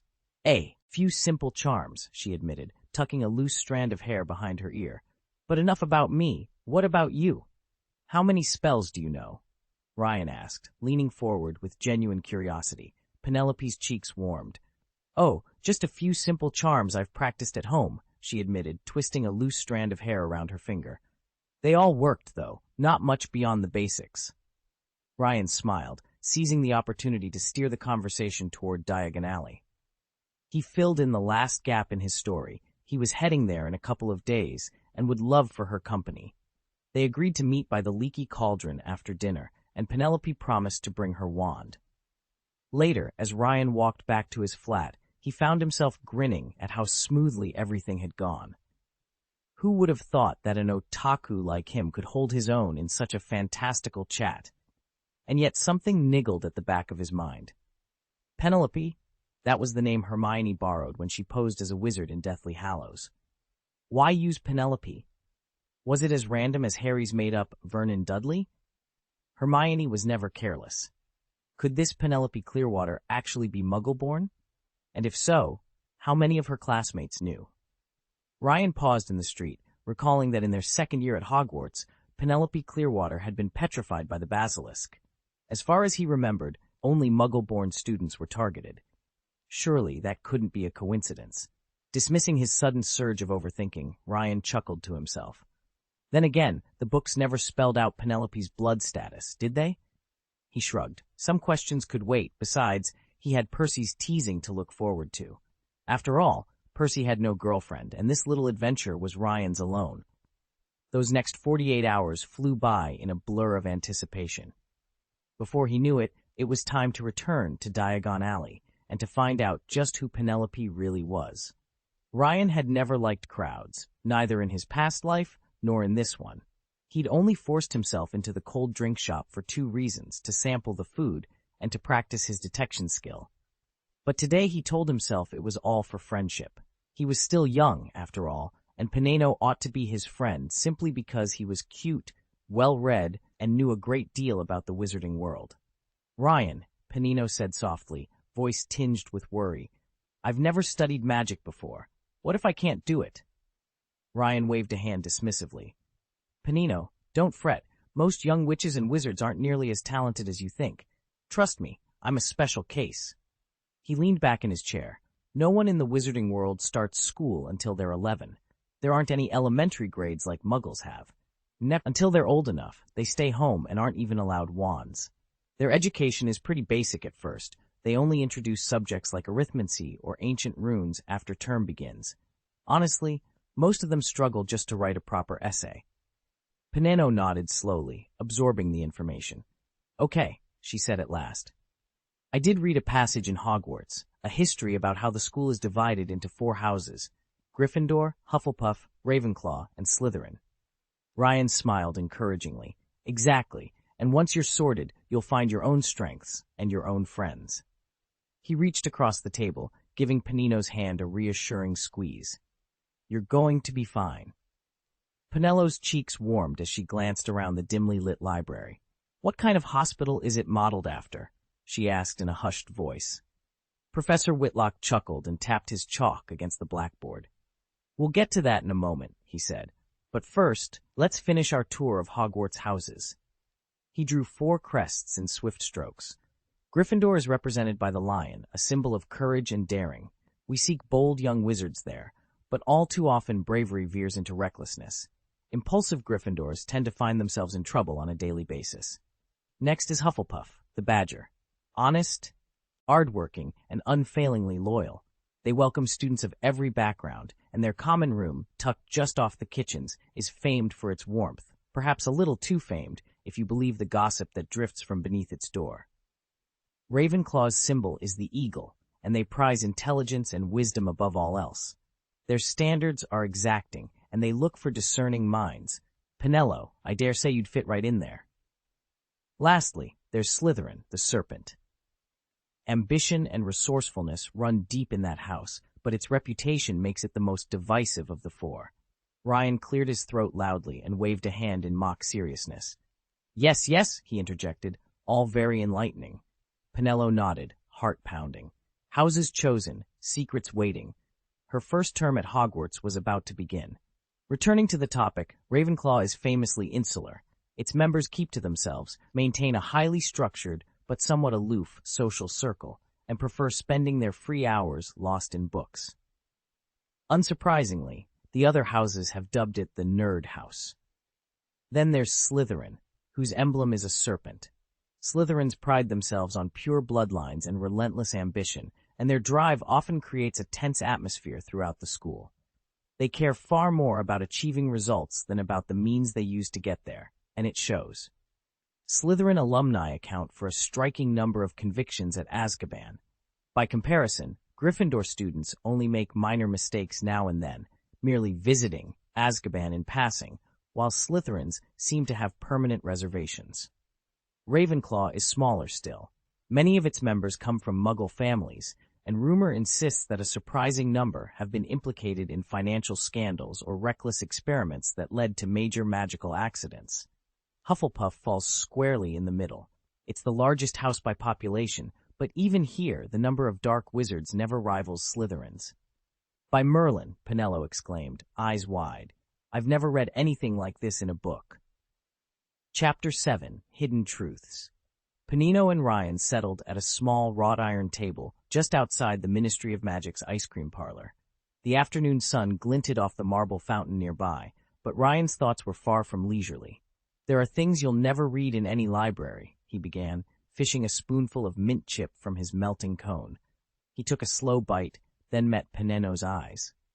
"Take Slytherin House, for example. To the public, they're just one of the 4 great wizarding families, but behind closed doors, they've proclaimed themselves the pure-blood nobility of this world, despite the fact that no official titles exist anymore. Peneno frowned. So it's all a sham? Exactly. Ryan reached for his napkin. They control more wealth and property than any other lineage. Combine that with their less than scrupulous methods, and they've secured top positions throughout the ministry. Unless you end up in Azkaban, you're either in their pocket or too afraid to speak out. But why don't the history books say any of that? Peneno asked. All I've ever read is how honorable the four houses are, especially the three with squeaky clean reputations. Ryan leaned back, exhaustion flickering across his features. Because Slytherin's influence runs deep, they've placed allies and relatives as heads or governors at all the major schools. Any document, even a fortnight-old ministry report that criticizes them, is quietly revised, and the truth vanishes. He paused, glancing at the other students strolling by. I've spent months combing through archived reports, piecing it together. You needed to hear it from me first, before your impression of the magical world gets skewed. Peneno tapped her chin, absorbing the weight of his words. So the textbooks lie, and the ministry covers it up. Ryan nodded, wiping a smear of ice cream from his lip. That's the long and short of it. If you want to understand how power really works here, you have to see past the official story. Otherwise, you'll be marching into traps you didn't even know existed. Peneno drew in a steady breath. The magical realm she'd admired was suddenly more tangled and more dangerous than she'd ever imagined. But armed with Ryan's revelations, she felt determined not to be a pawn in someone else's game. It never fails to surprise me how Penelo always knows exactly when to strike up a conversation. I suppose that's the Ravenclaw in her. She's already read all the right books. Luckily, she steered clear of the topic of my age, and before I knew it, our chat moved on to lighter things. A lot of our easy camaraderie comes down to Penelo's bright, generous disposition. In my previous life, I'd sworn I wouldn't let myself fall in love until after high school, saving all that sweetness for college. But this sudden time travel has a way of rewriting the rules. Love, it seems, is the strongest magic of all. We talked about everything from favorite books to weekend plans until the sky grew dusky. Before we went our separate ways, Penelo and I promised to write to each other often once she arrives at Hogwarts. Then, we each headed home. In the days that followed, with Penelo gone, I found myself drifting away from the cold drink shop we'd been frequenting. The few times I did stop in, the owner would grumble about how business had plummeted ever since I stopped coming by. It was funny, and a little bittersweet, to realize how much I missed our daily routine. Chapter 8. Meet on Halloween. I've just discovered a new feature in the system. A diary function. It feels almost pointless since my memory is photographic, but there's something strangely appealing about having a private space to jot down thoughts I wouldn't share with anyone else. September 1st, sunny today. Penelope started school. I'm eager to find out whether she'll be sorted into Ravenclaw. According to the original timeline, she and Percy don't really notice each other until their 4th year, and they only acknowledge their feelings in their 5th. I'm curious to see if destiny can be rewritten. Breakfast was beef noodles. Finally, something besides Italian pasta. Jack really outdid himself. I was more than ready for a change from all those spaghetti dishes. After breakfast, I did my morning exercises, then spent the next hour thinking about Penelope and drafting a letter to her. Lunch was beef stewed with potatoes and tomatoes, far tastier than plain braised beef. The meat was meltingly tender. I spent the afternoon reading, daydreaming about Penelope, and sneaking in a short nap, all the while waiting for her reply. Dinner was lighter, shredded potatoes and winter melon meatball soup, perfect for the evening. I read until bedtime, glancing at the fireplace every few minutes, hoping to see Penelope's owl at the door. September 2nd, rainy, still no response from Penelope. I'm sure she's just caught up in the excitement of settling into school. New dorm, new classmates, a whirlwind of activity. I'll give her a little more time before worrying. I woke to the familiar tang of soybean paste noodles for breakfast, comfort food I could eat every morning without complaint. After a quick workout in the courtyard, I found myself staring off toward the Ravenclaw Tower, hoping for news from Penelope. By midday, the dining hall surprised me with cream-baked snails alongside a thick, juicy steak. I'd never thought of baked snails as a side dish, but the buttery sauce won me over immediately. Just as I polished off the last bite, I spotted a message owl fluttering toward me. Penelope at last had replied. Her letter practically buzzed with excitement. She'd been sorted into Ravenclaw and was already exploring their famed independent library, where senior students of notes line the shelves like hidden treasures. She begged me to try my hand at predicting her future, half hoping, half teasing. Penelope's first spell class was taught by none other than Professor Flitwick. True to form, he spent the entire lesson outlining the year's curriculum and reminding first years of the strict rules. No private practice, no unsanctioned duels, and certainly no experimental charms in the dormitories. I could practically hear her rolling her eyes at the dean's prudence. That evening, she and her classmates hauled telescopes out onto the Ravenclaw terrace to map constellations and track planetary orbits, a weekly tradition, she says, every Wednesday night. She promised to send me sketches of Orion and Sirius as soon as she could draw them. Dinner for me tonight was simple. More grilled steak, this time paired with fluffy Yorkshire puddings and a steaming pot of my favorite black tea. I spent the rest of the night penning replies to Penelope, encouraging her curiosity and divination, reminding her to mind Flitwick's warnings and asking for those star charts, and then lost myself in a pile of books by candlelight, content to let magic wait until tomorrow. September 3rd, cloudy. I'm growing more impatient by the hour for my Hogwarts acceptance letter. This anticipation isn't at all like the eager, knowing thrill I experienced watching the movies or reading the books in my previous life. To me, it feels as if I'm about to marry my one true love tomorrow or strike it rich in the lottery, utterly surreal. Breakfast this morning was a simple bowl of pasta topped with hearty Italian meat sauce, what locals call tomato-fried noodles. It was delicious. Afterward, I went for a short run, then spent the rest of the morning hovering by the mailbox. Lunch was eggplant stew, perfectly seasoned, with the eggplants so tender they practically dissolved on my tongue. Served over rice, it was an absolute delight. At last, I received a reply from Penelope. She's just as excited as I am. In her letter, she described the odd questions they were asked during their entrance interview and introduced me to their class prefect, Tiger, a tall, broad-shouldered wizard who handed out each first-year schedule. I was right to guess they have astronomy every Wednesday night, and 3 times a week they're led to the greenhouses behind the castle by Professor Sprout, the short head of Hufflepuff, for herbology. There, they learn to cultivate all kinds of strange plants and fungi and discover their magical uses. Penelope also mentioned a transfiguration class. By tradition, the first lesson is transforming wood into needles. Now I'm back where I started, staring at the mailbox and hoping any moment to find my own letter inside. September 4th, sunny, still waiting. I've noticed something strange lately. The sensations I get when brushing my spell proficiency through the system feel subtly different from those described in our textbooks. Is the system tailoring the feedback to suit me, or are the books only offering a relative kind of truth? I'm not sure which it is, but I intend to find out. This morning's breakfast, shrimp dumplings, felt like a small miracle. In my previous life, I grew up far inland, where shrimp were a rare delicacy. Even after my family's fortunes improved, fresh shrimp remained a treasured luxury. When we did get them, they were simply blanched, shells and all, a far cry from the plump, expertly wrapped dumplings I'm savoring now. It's a shame I time-slipped before university and had to become independent so soon. Otherwise, I would have been eating shrimp dishes by the boatload. Oddly enough, today I found myself missing my old life more than usual. Normally I don't dwell on the past. After all, I wasn't an only child, and my brother stayed behind to care for our parents. Yet small comforts, like a familiar flavor, can bring back a flood of memories. After breakfast, I did my usual calisthenics to keep my body as limber as my wand arm. Then I spent the rest of the morning poring over Advanced Charms treatise. By midday, I wasn't especially hungry, so I whipped up a quick steak, nothing fancy.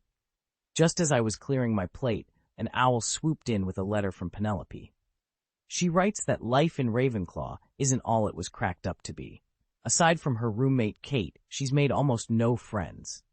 Other students admire her recent exam results but never strike up a conversation. So she spends her days buried in books, too, though I get the sense she'd rather have someone to talk to. I haven't decided how to respond yet.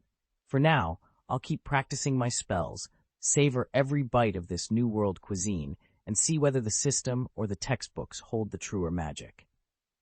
November 1st, 1987, Halloween, and exactly 1 month since term began at Hogwarts. Although the endless shelves of the library remain utterly captivating, Penelope admitted today that she can't shake a pang of regret. The Sorting Hat had nearly put her in Hufflepuff, only to slot her into Ravenclaw at the last moment. Some whisper it was prejudice or a fear of tainting the Hufflepuff name. Whatever the reason, she insists she'll never feel truly at home in Hufflepuff now. She barely stopped talking all day, as if both of us are caught in a kind of spiritual trough. With no better outlet, I've been writing everything down in this diary. To lift her spirits, I led Penelope through the secret passages winding beneath Hogwarts and finally showed her the enchanted room of requirement. I hope these little discoveries will make everyday life here feel more like an adventure.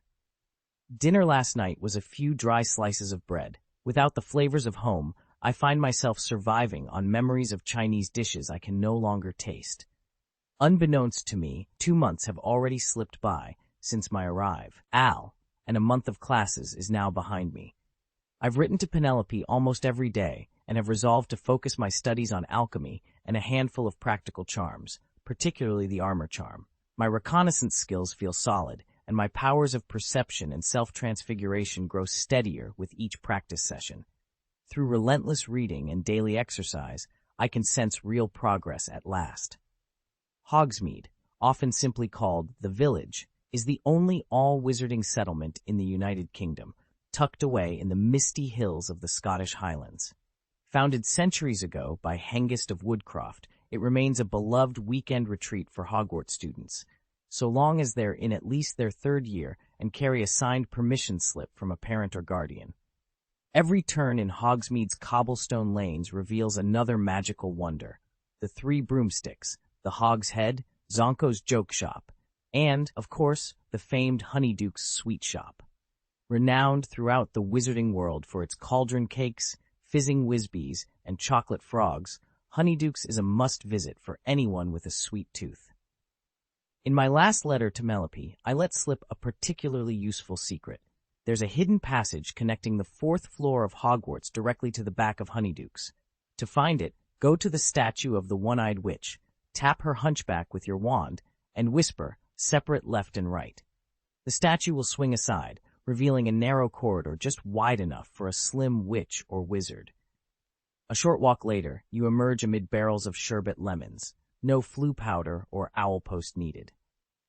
For those who know where to look, Hogsmeade is more than a charming village.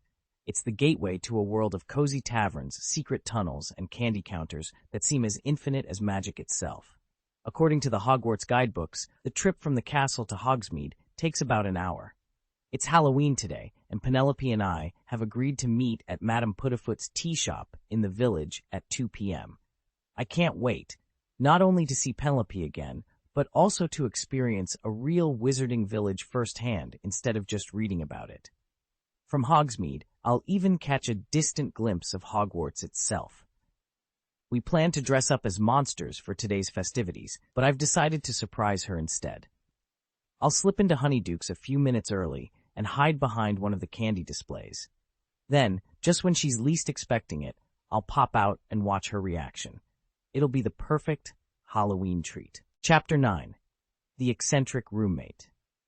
Kate Lewinster was a petite witch with an insatiable taste for gossip. No sooner had she arrived at school than her peers crowned her Rita Skeeter too. At first, Kate was secretly pleased. After all, Rita Skeeter was a famous name. But as she learned more about the original reporter's ruthless tactics, she realized the comparison was anything but flattering. Only the quick-witted Ravenclaws would ever accept such a backhanded compliment, delighting in the irony hidden beneath a seemingly generous title. The nickname stuck because of the infamous crying boy Rocky incident. Rocky, a sarcastic Hufflepuff known for his cutting remarks, made it his mission to mock the prettiest of the first-year witches, Penelope Wright chief among them. Kate couldn't help but wonder why Rocky hadn't turned his scorn her way, but at barely 5 feet tall, with a cherubic face, she understood the answer all too well. Determined to protect Penelope, and keen to avoid becoming the next target, Kate put her natural stealth skills to use. Under cover of darkness, she slipped into Rocky's room and snapped a revealing photograph of his embarrassingly bright black underwear. She circulated the image through the rumor mill, artfully keeping her own name out of the picture. When Rocky discovered what had happened, he sobbed inconsolably in the great hall. And from that day on, everyone called him the crying boy. Word of Kate's odd behavior had already made the rounds among the younger Ravenclaws, who quietly dubbed her Rita Skeeter-Tsu. But as amusing as those whispers were, nothing compared to the mystery unfolding across the room from her 4-poster bed. Every morning, Penelope, Kate's roommate and a bubbly half-blood witch, would swoop into the dormitory clutching a crisp, freshly delivered owl letter. She'd break into a peculiar, almost mischievous smile as she read it, hurriedly scribble a reply, then tuck both missives into a small wooden box set on her desk. The box, carved with brass hinges and painted eyes, sported a row of gleaming, fang-like teeth. Anyone brave enough to pry it open without Penelope's permission risked a nasty nip from its enchanted jaws. At first, Penelope wrote just 1 letter each day. Lately, though, it had become 2, and the second always arrived late in the afternoon. With Halloween fast approaching, Kate noticed a second oddity.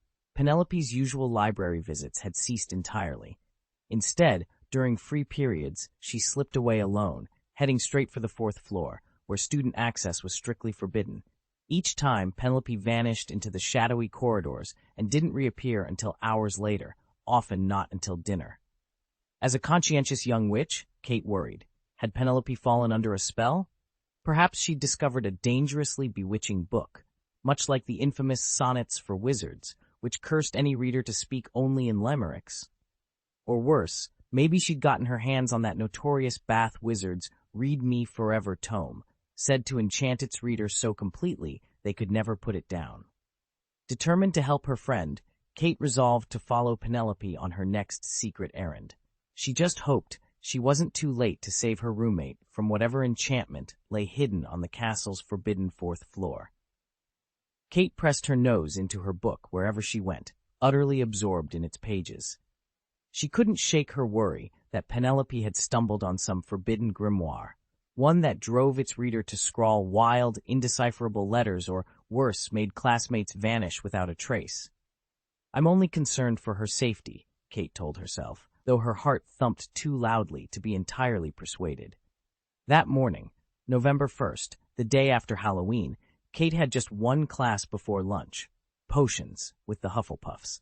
She felt a quiet relief that she wasn't facing a riotous Gryffindor lesson. Today, all her energy could be focused on guiding the Hufflepuffs, with the occasional pointed remark for the Ravenclaws.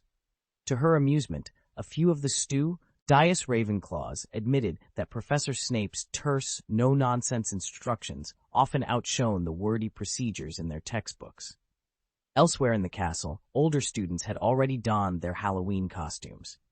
But the first-year Ravenclaws and Hufflepuffs wouldn't dare dress up until after Snape's class, for fear of a stern reprimand, or worse. No sooner had the bell sounded than Kate and her classmates dashed back to their common rooms, eager to trade school robes for ghosts, goblins, and all manner of Halloween finery before the day's festivities truly began. Kate slipped into her werewolf costume with relish, furred ears perched on her head, sharp teeth painted at her lips, while Penelope transformed herself into the picture-perfect vampire, complete with pale makeup, dark lipstick, and an ornate half-mask. With Halloween in full swing, both girls had the day off from classes, except for the quietly infamous session in the abandoned classroom on the 4th floor that Penelope swore she needed to attend. Kate had learned of Penelope's routine and decided it was time to see what really went on up there. This year, she wouldn't tip her hand. Penelope had no idea that the new girl in the hallway, sporting a wolf's snarl, was, in fact, her classmate Kate.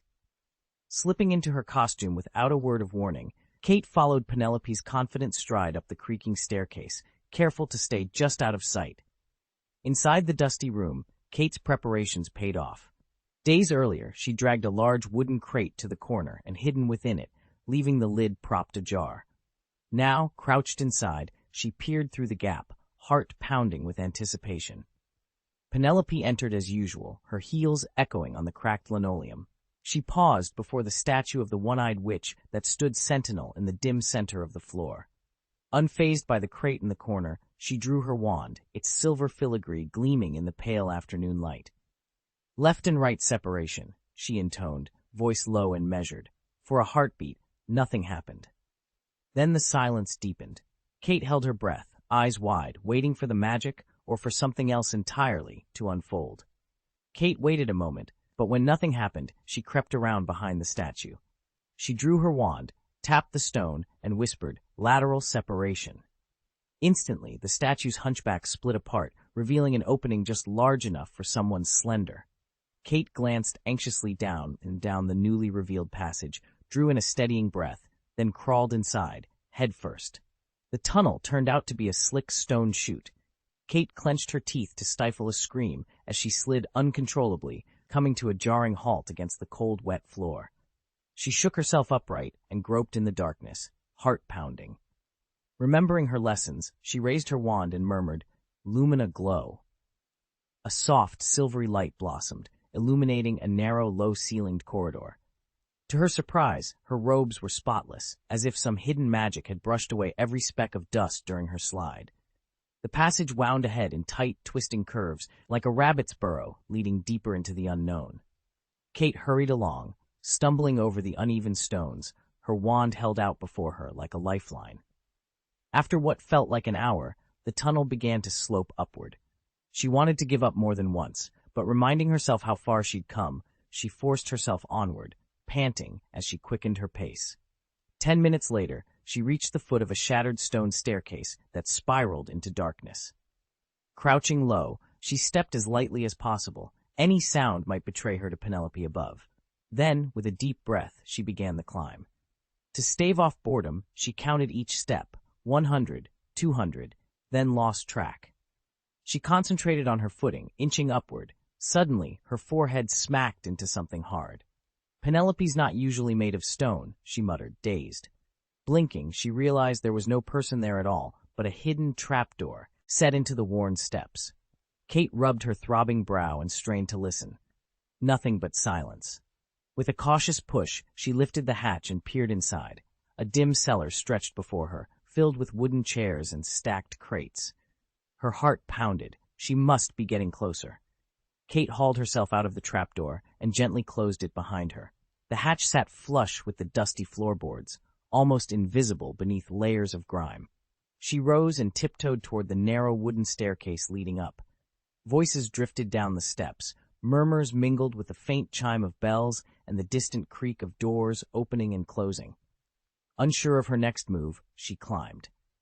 At the top, a heavy door stood slightly ajar. Kate slipped inside and found herself behind a wide counter, as if she'd walked into a reception area. Fatigue finally caught up to her. She dropped to her hands and knees, crawled along the counter's edge, and then pushed herself back to her feet. She let out a long, shaky breath. She was safe for now, but every muscle in her body ached. Chapter 10. The leaked secret Honeydukes was bursting at the seams with Hogwarts students, so jam-packed, in fact, that Kate might have been invisible.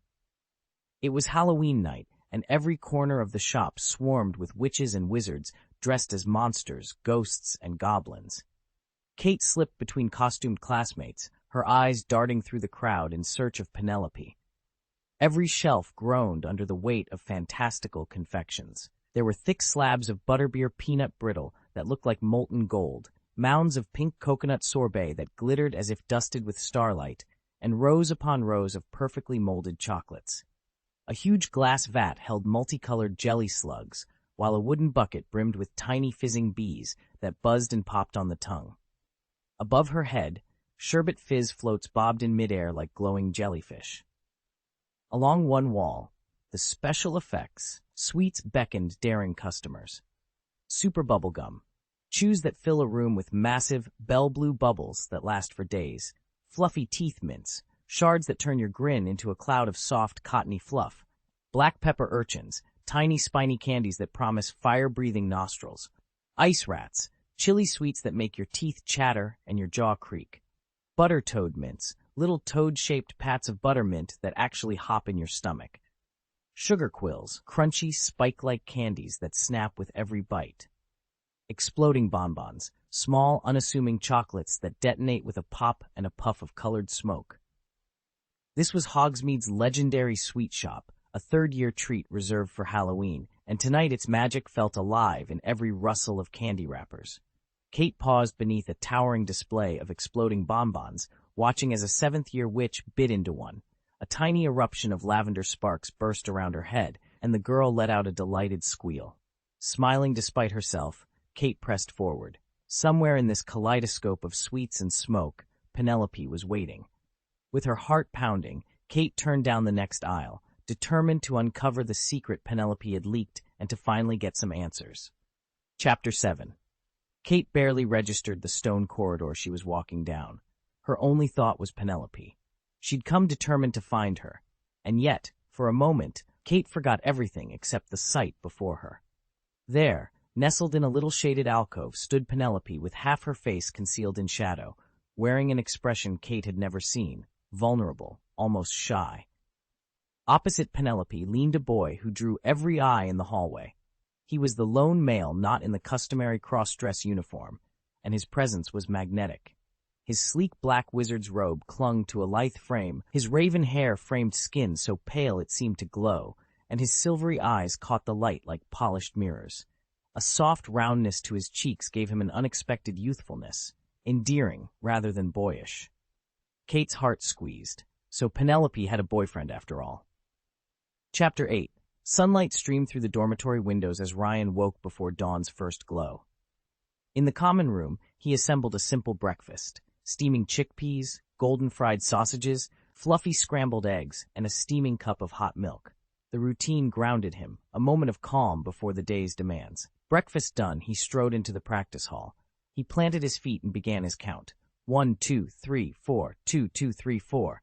No, that last sequence misaligned. Again. He moved through the sequence with precision, every footfall and arm sweep exact. With each repetition, faint arcs of light and shadow rippled around him, trailing like constellations across the polished floor. In those flashes, the melding of magic and muscle became visible, a silent, beautiful dance of power and control. And Ryan, focused and steady, refined it with every breath. Ryan's breathing carried an irresistible allure, sometimes rapid, sometimes measured, at times sharp, at others a low murmur. Even the original architect of these radio calisthenics might not recognize this version, so thoroughly has Ryan woven in advanced magical effects. With each refinement of his body transformation technique, the routine has evolved well beyond a few simple exercises. Now it's a seamless fusion of breath control, silently intoned mantras, emotional currents woven into every gesture, and the very circulation of magic itself. Mastering such an all-encompassing discipline requires more than ordinary talent. Even Dumbledore would likely struggle to complete a full set. This is Ryan's crowning creation, his secret weapon for ascending in the magical world. Among the Black Knights, only a handful can keep pace with him for a single round. Naturally, after such an intense workout, a shower was in order. Though Ryan had bathed here once before, he still couldn't hide his amazement. Back when George Smith was alive, this bathroom had been strictly off-limits.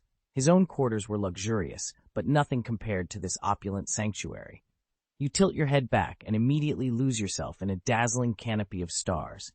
Every familiar constellation, modern wizard's chart shimmers overhead, an ancestral masterpiece, surely forged by some astronomer long past.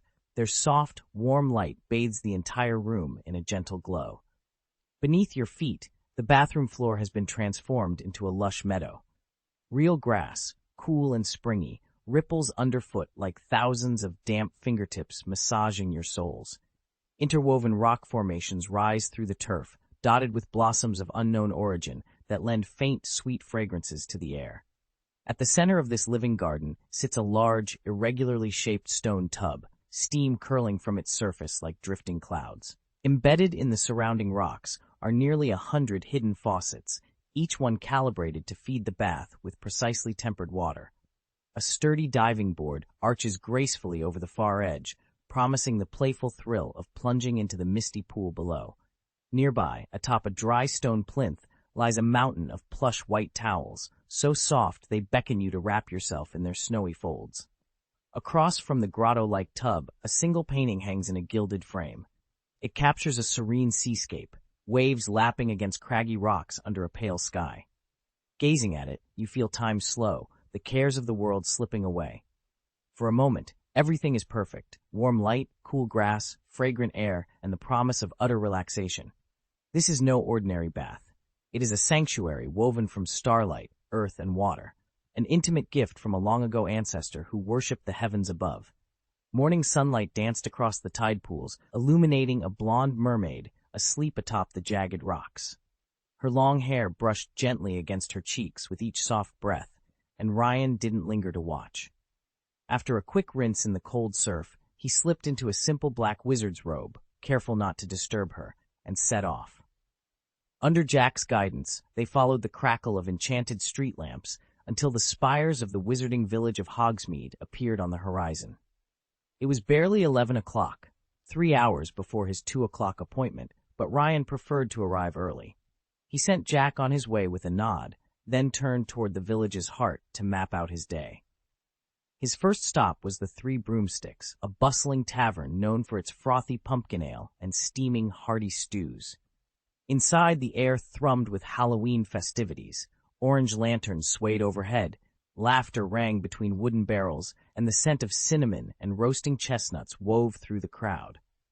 Behind the bar moved a plump woman in bright robes, Madame Rosmerta herself, rumored to be Ron's secret crush. When she caught sight of Ryan, her rosy cheeks flushed with delight. She paused mid-step, leaning forward as if drawn by his dark hair and striking features. "Happy Halloween, young man," she said, her voice as rich and warm as autumn cider. "What can I get for you today?" Rosmerta slid around the bar, polished oak bar toward Ryan, her robes whispering against the floor. Just as she opened her mouth to speak, a bald, middle-aged wizard perched beside Ryan banged his fist on the counter. "Ms. Rosmerta, one more butterbeer, please."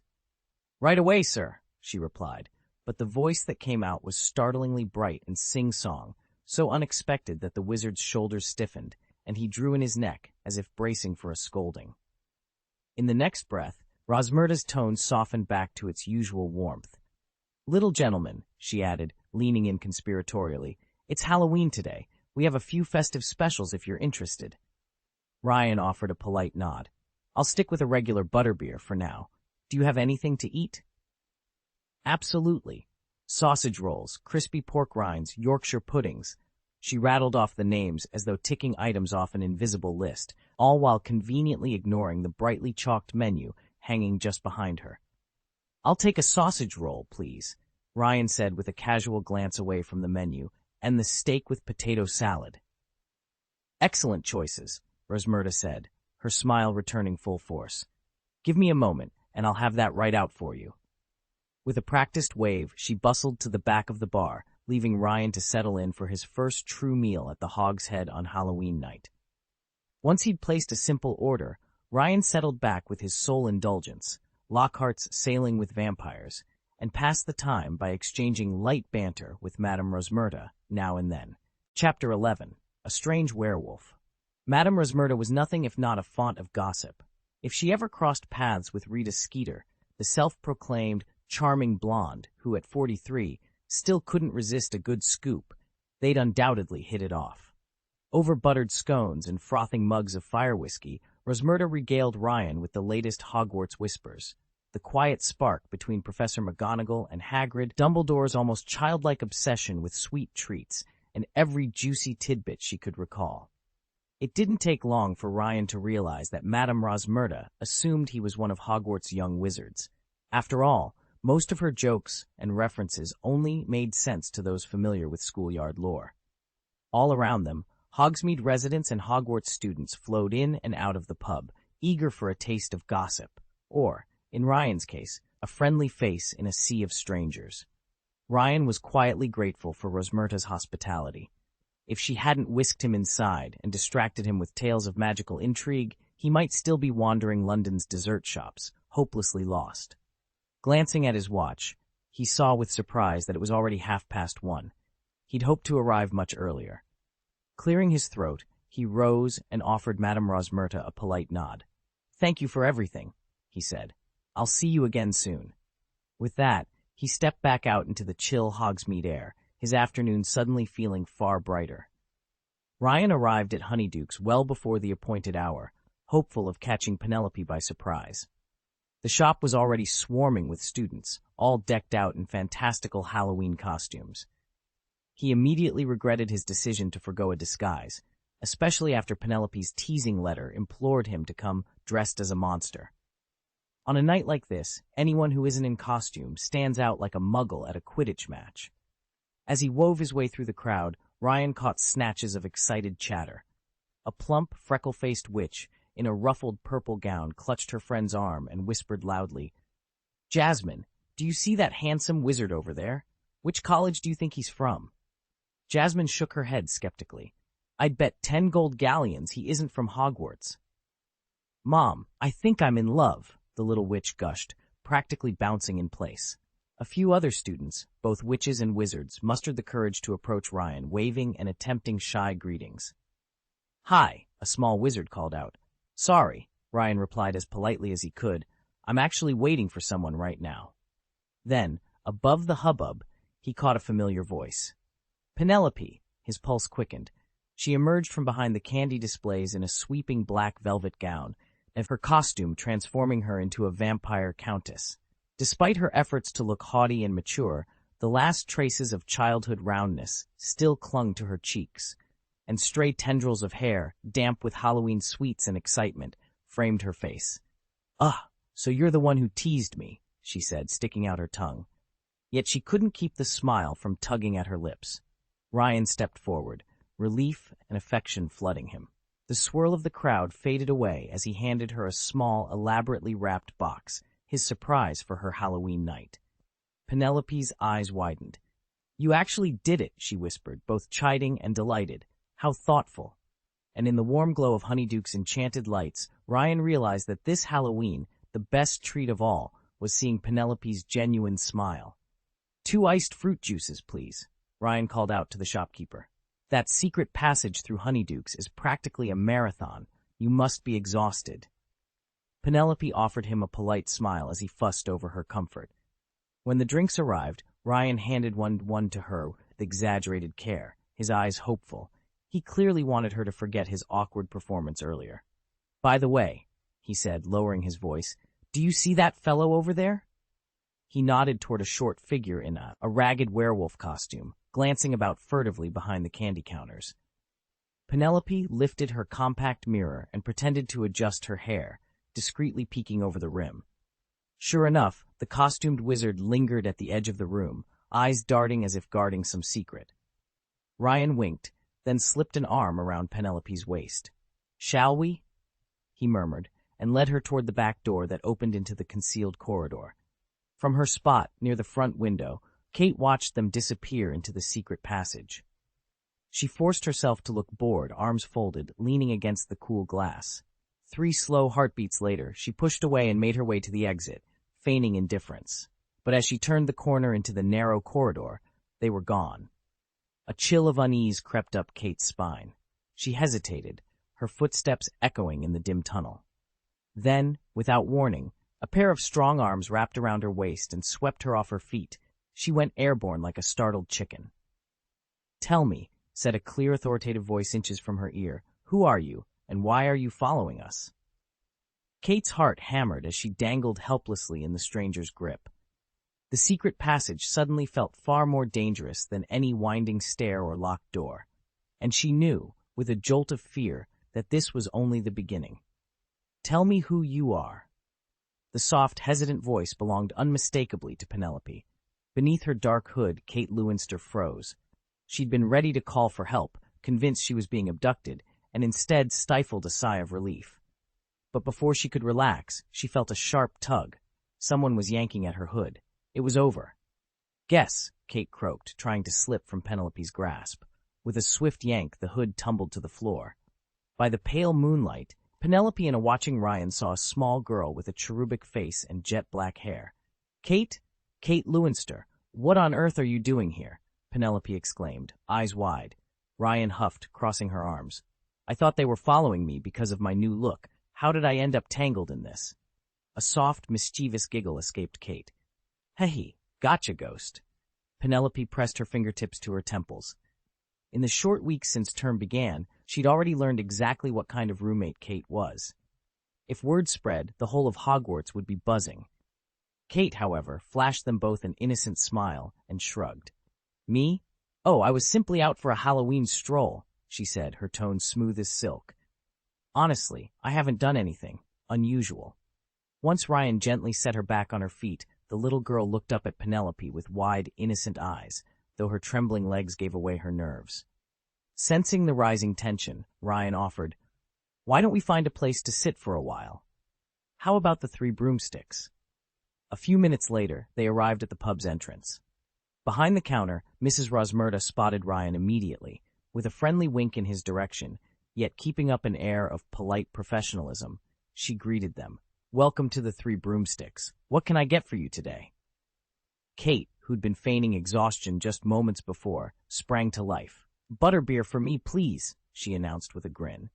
Penelope studied Mrs. Rosmerta expectantly. Could I see a menu first? What else do you have? Ryan shrugged with a faint smile. I'm easy. Go ahead and choose, Pen.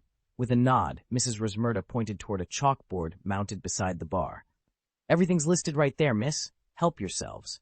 Rosmerta pointed toward the bar and returned to her work. Built into the wall beside the counter was a large blackboard that gleamed like an oversized smartphone screen, bathed in a warm yellow glow. Topped with a grinning pumpkin head, it announced in bold letters, Halloween set meal, triple brooms special, iced pumpkin juice, chicken sandwich, fried chicken legs.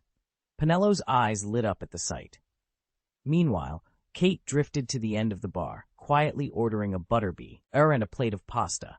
She claimed a nearby table, then caught Ryan's eye and gestured for him to join her. When Penelo finally tore himself away, he noticed Kate was gone. Over here, Penelo! Ryan waved him over. Sit with us. A frown creased Penelo's brow, as if he'd been struck by a sudden puzzle. He and Ryan beckoned Mrs. Rosmerta back, placed orders for 2 Halloween set meals, and hurried to the table. Kate finished her one-sided conversation and slipped into her seat. She sipped her butterbeer through a straw, kicking her legs lazily beneath the table. Penelo sat down beside Ryan and stared at Kate so intently it was as if a distant memory had just flickered to life. The air between them crackled with unspoken questions. Just then, Mrs. Rosmerta appeared, balancing their Halloween treats on a tray. Mrs. Rosmerta carried in a tray piled high with sandwiches, the stack neatly flanked by 2 small pumpkins. Each pumpkin sported a leafy straw poking out of its top like a stem. Here you go, your set meal's ready.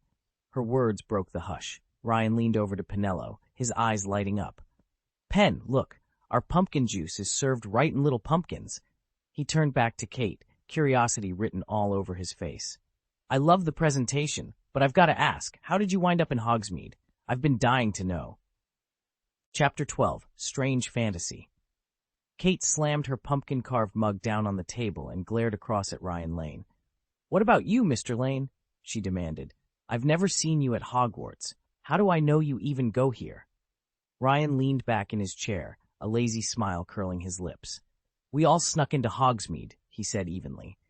If we get caught, the worst that happens is we miss a few classes, and maybe the school sends one of those stern letters home.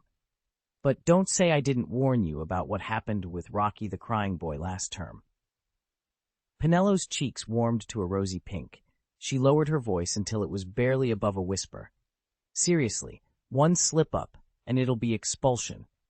She tapped the rim of her mug for emphasis. So keep your heads down. The 3 of them volleyed insults back and forth so enthusiastically that Ryan completely forgot why they'd come to Hogsmeade in the first place. They'd sampled pumpkin juice, debated the merits of chocolate frogs versus fudge, and Kate, ever the competitive one, had insisted on finishing her mug of butterbeer in record time. A chill breeze rattled the windows. Ryan glanced out and frowned. Hey, Penelo, look, it's getting dark. Kate's eyes shot to the fading twilight. What, already?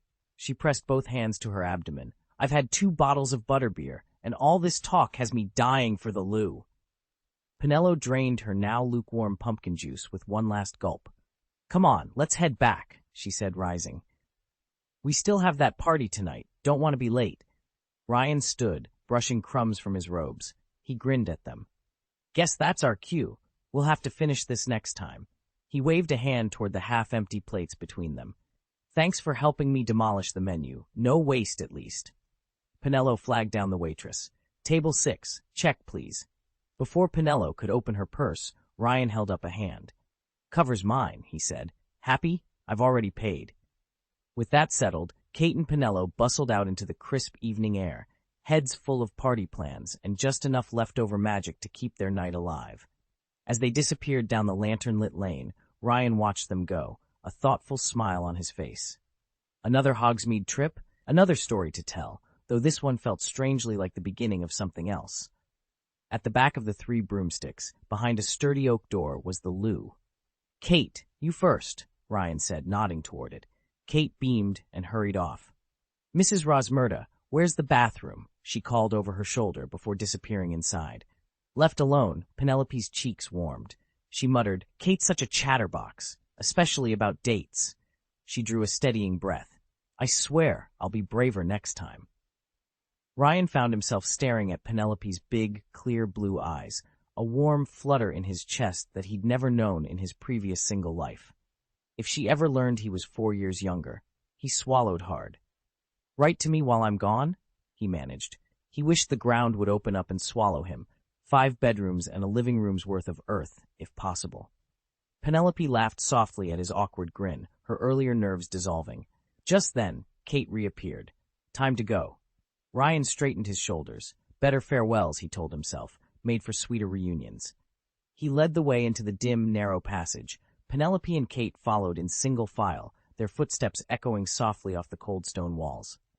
"Nay, Penelo, who is this Ryan you've been seeing? Does he live in Hogsmeade?" Kate asked, leaning forward with a mischievous grin.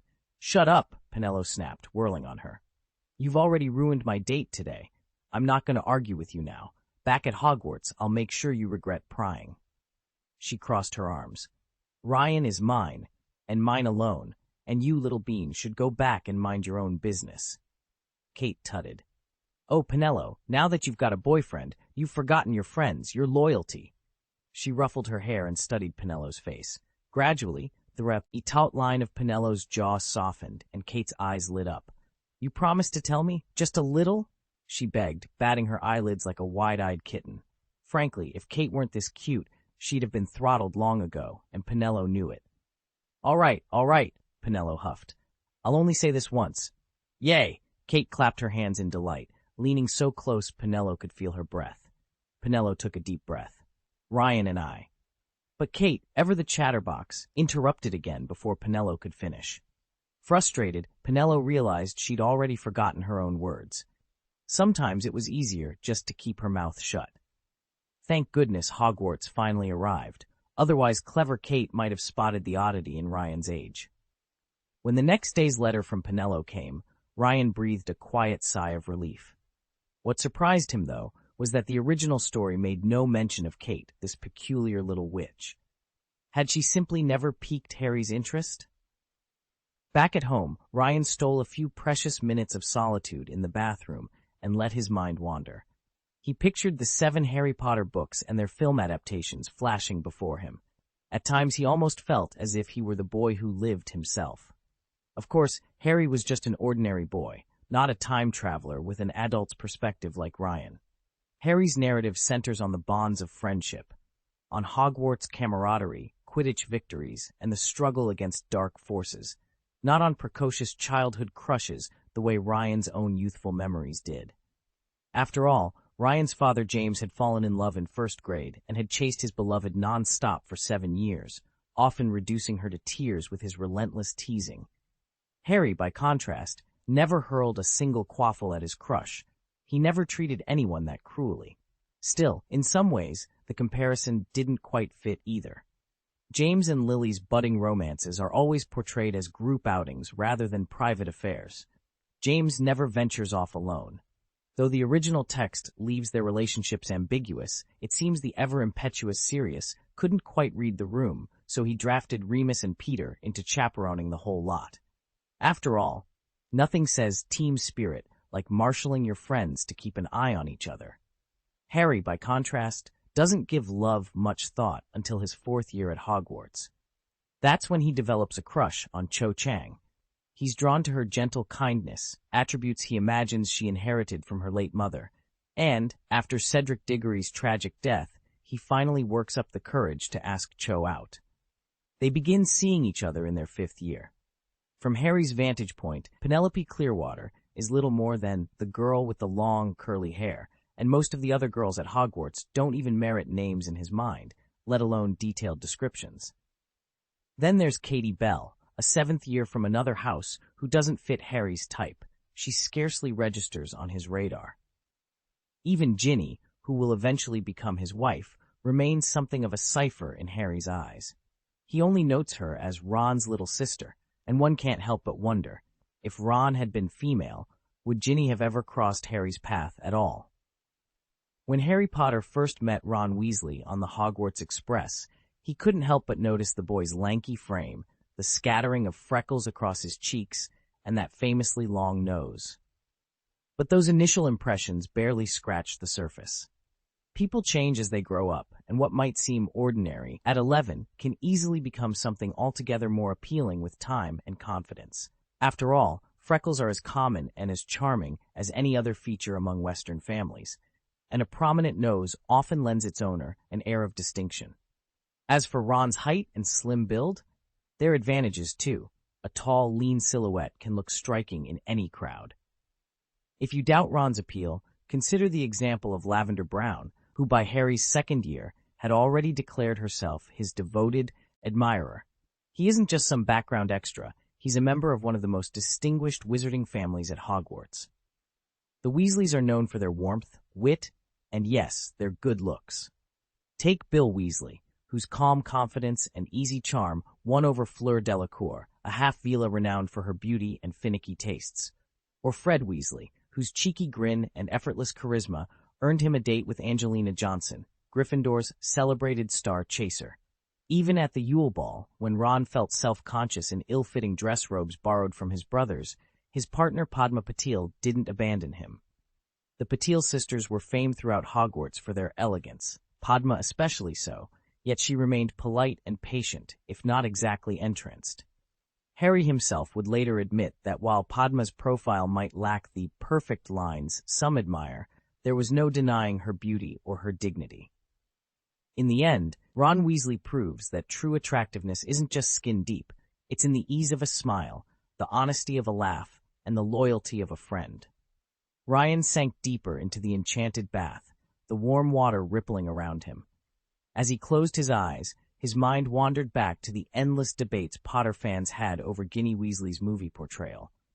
Even the fiercest Slytherin critics couldn't deny that in the books she possessed a rare, unmistakable beauty.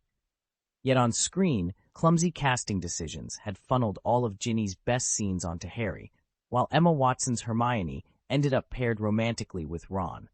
Still, no one could fault Emma for her performance. Stripped of her comically large teeth and with her hair properly styled, Hermione looked every bit as stunning as the pages had promised. And Luna Lovegood, Hogwarts resident oddball, had also been surprisingly well cast. The novels said almost nothing about Luna's looks, focusing instead on her quirks. In the film, though, she turned out to be refreshingly pretty. Pansy Parkinson, on the other hand, was another story. Ryan reminded himself that it wasn't just sour grapes to admit she'd never been beautiful. Jo Rowling herself described Pansy as plain, even comparing her to a poodle. The movie's decision to dress her up for broader appeal didn't erase the book's original portrait. He drifted back to the present and realized he'd been submerged for nearly half an hour. Opposite him, in the gilded frame of a magic painting, a school of mermaids tumbled and laughed among the waves. They splashed in rhythm, urging him to stay a while longer in the soothing water. With a smile, Ryan settled deeper, letting the mermaid's song lull him into relaxed silence. Ryan shook his head in refusal, toweled off, and settled in with a book before bed. Chapter 13. Shadowless Divine Sharpness. It had been 3 days since my Hogsmeade outing, and on the second morning after I returned, Kate somehow tracked down the address Smith used to forward my mail. Before I knew it, she'd slipped into our private mail chat and unleashed a torrent of gossip that never appeared in the original books. The most astonishing news? Although our unsanctioned trip to Hogsmeade had been reported to Professor Flitwick, he'd refused to mete out any punishment. There simply wasn't enough evidence to pin it on anyone. According to Kate's sleuthing, the whistleblower was none other than Percy Weasley, red-haired, by the book, and oddly fixated on Penelope. Penelope, however, isn't one to take betrayal lying down. As soon as she learned it was Percy who'd ratted them out, she turned the tables with a prank so perfectly executed that even Kate, who confessed to helping, wouldn't reveal the details. It was divine, she'd laughed. But you'll have to wait until the sequel to find out how. In the published story, Penelope, feeling overwhelmed, would have slipped off to the Ravenclaw common room library, and Percy would have followed her there to lecture her on rule-breaking. In our reality, though, events spun off in a direction nobody expected. I closed my latest book and stared into the quiet of my dormitory, wondering which version of Penelope's revenge was the real one. After another marathon day of reading, I couldn't shake the sense that something unusual, sharp and shadowless, was unfolding just beyond the pages. Ryan flipped through textbook after textbook: Beginner's Guide to Transfiguration, Curse and Countercurse, Magic Theory, Standard Spells, Elementary through 4th Level, Major Discoveries in Modern Magic, and kept running into the same oddity. Aside from the usual lists of incantations and wand motions, the chapters read more like philosophical essays than practical instruction. Transfiguration was the most baffling of all. The only official incantation, roughly change for me in Chinese, appeared just once, and every other page offered nothing but stern warnings, cautionary tales of bungled transformations, and high-minded theories from long-dead masters. Even magic theory was full of contradictions masquerading as guidance. An incantation is merely a key. It doesn't define the magic. A single effect can be produced by multiple spells. Choose the one easiest to master. To learn best, study spells in their country of origin, straight from local practitioners. Prefer the shortest name, it's more efficient. In the end, every text seemed to circle back to one conclusion: experience matters far more than memorizing words. Ryan had sensed something like this when he'd skimmed the original Chinese editions, but he'd never imagined the official manuals would be so abstract, so defiantly anti-formulaic. Ryan stared at the dog-eared pages of the old potion textbook, recalling how the Half-Blood Prince had scrawled nothing more than "no shadow strike" beside the margins, no theory, no incantation breakdown, no web of magical runes. Yet when Harry Potter first spoke those two words, the spell had erupted flawlessly. How could it work with so little instruction? He tapped his fingertips on the desk. "Jack, bring me every book you have on inventing spells." "Right away, Master Ryan." Jack disappeared through the door. 10 minutes later, Jack returned, cradling a tottering stack of leather-bound volumes. He set them gently in front of Ryan. Handbook to Crafting Your Own Spells, The Compendium of Spellwork, Decoding the Arcane, Stan Smith's Guide to Spell Mastery. Ryan spread them open. One offered step-by-step instructions for teleportation, the next unraveled flame-conjuring rituals, another distanced and recombined streams of water. But amid the scribbles and diagrams, a single truth gleamed. "We shape magic the same way a god shapes the world, by naming it," Ryan said softly. "Every spell is simply a word or phrase that crystallizes awe power. You classify the effect, give it a name, then teach it to others, and it becomes magic." He thumbed through the compendium's thick pages. "That's why one magical force can wear a dozen names. Firestorm, Inferno, Dragon's Breath, same raw energy, different titles. Death itself has countless incantations: Mortis, Oblivion, Terminus. Wind can be called Zephyr, Gale, Sirocco." Ryan closed the book, gaze alight. "So if magic is naming, then creating a new spell is as simple and as complex as choosing the right word. All that remains is to assemble the language." He straightened, already picturing the lexicon he would forge, a short list of syllables to summon lightning, bind shadows, even weave life from air. The path ahead was clear. Ryan would develop his own compendium of power, one name at a time. Shadowless is merely the name given to an invisible damage phenomenon, but it was forged in malice, and only its creator can dispel it. After all, no one else can fathom the twisted emotion that brought it into being. In the original book, for example, Snape once accidentally wounded his own ears with this curse, and neither Tonks nor the Weasley family could undo the damage. Ryan found himself recalling how Snape had treated Malfoy's injuries when Harry used Shadowless against him, and he wondered what dark intent lay behind those eerie singing-like incantations. Now, as the caster whispered, "God of Swords," a formless blade shot into existence and shattered the cup with a sharp crack. A surge of excitement coursed through Ryan. He activated his detection skill and felt the spell's core, a maelstrom of deep regret laced with an overwhelming urge to harm and destroy. His thinking skill kicked in automatically, guiding him into his memory palace. There, the tome Harry Potter and the Deathly Hallows lay open, its pages flipping themselves to chapter 33, The Prince's Tale. In his mind's eye, he saw the moment vividly. James, wand raised, holding aloft an invisible sword. Gryffindor, there's courage hidden in your heart. The Sorting Hat's words echoed in my mind, just as my father's voice once had. Only later did I realize that Severus Snape had himself yearned for Gryffindor. But ambition, and the heartbreak of losing Lily Evans, forced him into Slytherin instead. In his bitterness, he blamed the Marauders, James Potter, Sirius Black, Remus Lupin, and Peter Pettigrew, for everything. Out of that hatred, he cast a curse on James so insidious it acted like an invisible sword, a wound that would not heal until the spell was broken, its venom nothing less than pure loathing. Years afterward, when Snape encountered Lupin in the school corridors, Harry was struck by the same contorted expression on Snape's gaunt, sallow face. Far more than anger, it was naked hatred. That was the look Snape wore every time he saw Lupin. No wonder, in Harry's first year, he'd misread Snape's fury as something directed at himself. Snape's genius for masking his true feelings and Harry's own inexperience fed the misunderstanding. Then it came back to me. Harry's description of Malfoy's wound. The way that injury seemed to pulse with a dark, poisonous intent, exactly like the curse Snape had placed on James all those years ago. Every piece fit together, and suddenly, the depth of Snape's grudge became chillingly clear. Draco Malfoy's face and chest spurted blood, as though he'd been cut by an invisible blade. Harry Potter, standing nearby, looked pale. His magical sensitivity had warned him something was terribly wrong before the wound even appeared. At that moment, Ryan felt a sudden surge of connection to the magic around him. A cascade of unfamiliar, melodic syllables tumbled from his lips. He raised a hand to halt Jack, who'd been struggling to repair the cursed chalice, and commanded clearly, "Stop."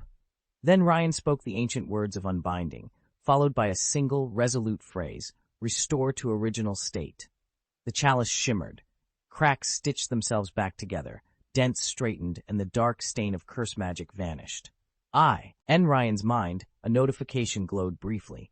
Charms level 2, 49%, level 3, 59%.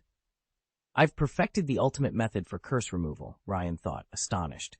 Though it's only possible because I can observe magic from a higher perspective. If I relied solely on standard disarming spells, my detection skill would need to be several levels higher to achieve this. He swallowed. He'd even considered dissecting the killing curse, Avada Kedavra, to understand its mechanics. But the instant that thought crossed his mind, a cold premonition of imminent death chased it away. What lay behind this forbidden sorcery? Ryan's mind drifted back to a summer long ago. When Tom Riddle was 16, he'd snuck out of the orphanage to visit his gaunt relatives, returning each year as he grew older. That must have been around his 5th or 6th year at Hogwarts. And the dark secrets he uncovered then might explain why Avada Kedavra was more than just a word. That summer, he'd used Avada Kedavra, wielding Morfingaunt's broken wand, to wipe out the entire Riddle family. I'd always assumed Voldemort himself had invented the killing curse just to murder his own kin. But after actually traveling through time, I found my mind racing with questions I'd never even asked before. For one thing, the Ministry of Magic didn't formally recognize the 3 unforgivable curses, the Killing Curse, the Cruciatus Curse, and the Imperious Curse, until 1717.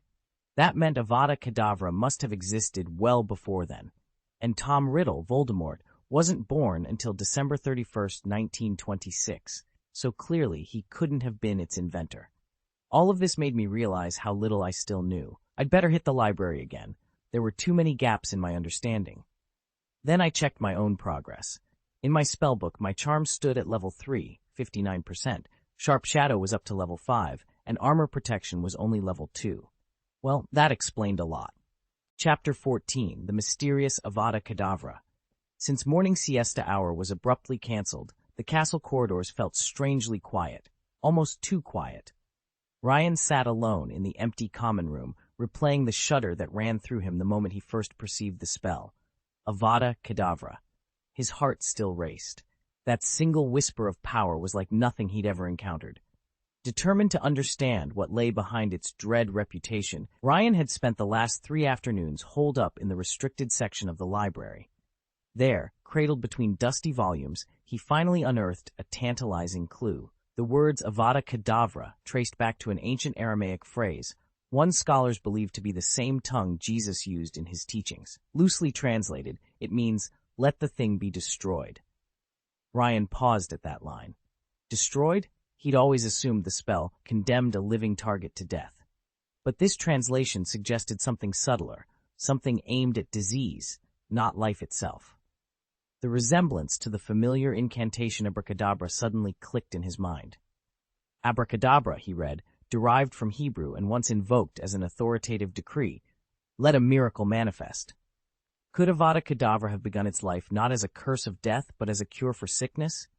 A shiver ran down Ryan's spine. If the original intent had been to banish disease, how had it become the most feared killing spell in the wizarding world? And who had first shaped it into its current form? Rumor in obscure manuscripts hints at an Eastern sorcerer, someone surnamed Liu, given name Chan, whose obsession with conquering mortality might have warped the spell's purpose. As Ryan closed the heavy tome, his vision blurred. He swore he felt the echo of countless vanished lives swirling around him, as though the very essence of death hovered at the edge of his senses. Was it possible he had, in some strange way, brushed against a god of death itself? His thoughts tumbled back to the Peverels, Antioch, Cadmus, and Ignotus, whose story he had once studied in Beetle the Bard's tales. Those 3 brothers had understood the boundaries between life and death better than anyone. Yet even they had never dared speak Avada Kedavra aloud. Ryan leaned back, heart pounding. He was close to something vast and terrible, something that centuries of wizards had either forgotten or chosen to ignore. Tomorrow, he vowed, he would seek out Professor Holloway and press for answers. Because however dark the path before him, he could no longer remain in the dark about the true nature and true origin of Avada Kedavra. Ryan couldn't shake the uncanny similarity between his detection charm and a spell for sensing Avada Kedavra. Was Peverell really the true name of death itself?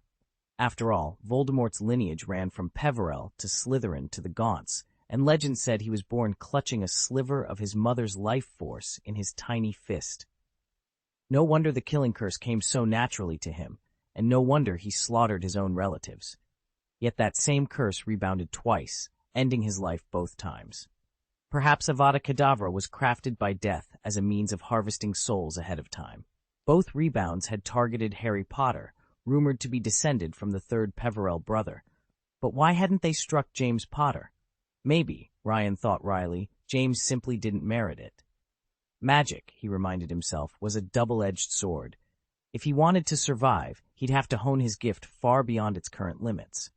For days now, Ryan had been endlessly probing the air with his detection skills, desperate to uncover hidden traces of magic, but he'd found nothing. Then again, if this spell truly served only as a key, it made sense that a non-magical family like the Smiths, lacking any early training or even basic textbooks, would remain oblivious to its power. All the more reason for Ryan to keep searching. Ryan's parents both graduated from Hogwarts, so they almost certainly still have their old textbooks tucked away at home. Ordinarily, a witch or wizard's magic power begins to settle around age 11. Yet the schoolbooks gush about unlimited magical potential, which can be misleading. A free-spirited child, untrained and unrestrained, may actually trigger strange, uncontrolled effects. Take Harry Potter, for example. When Dudley bullied him, Harry would sometimes apparate, or so it seemed, escaping in an instant without so much as a scratch. But real apparition is nothing to joke about. Practice it carelessly, and you risk permanent injury, or worse. Similarly, before Neville Longbottom ever set foot in Professor McGonagall's Transfiguration class, he tumbled out of his bedroom window, sailed across the garden, and landed unharmed on the road. Preschool wizards pull off feats like that all the time, without a clue how or why. The paradox is that once you start formal lessons at Hogwarts, those raw instincts vanish.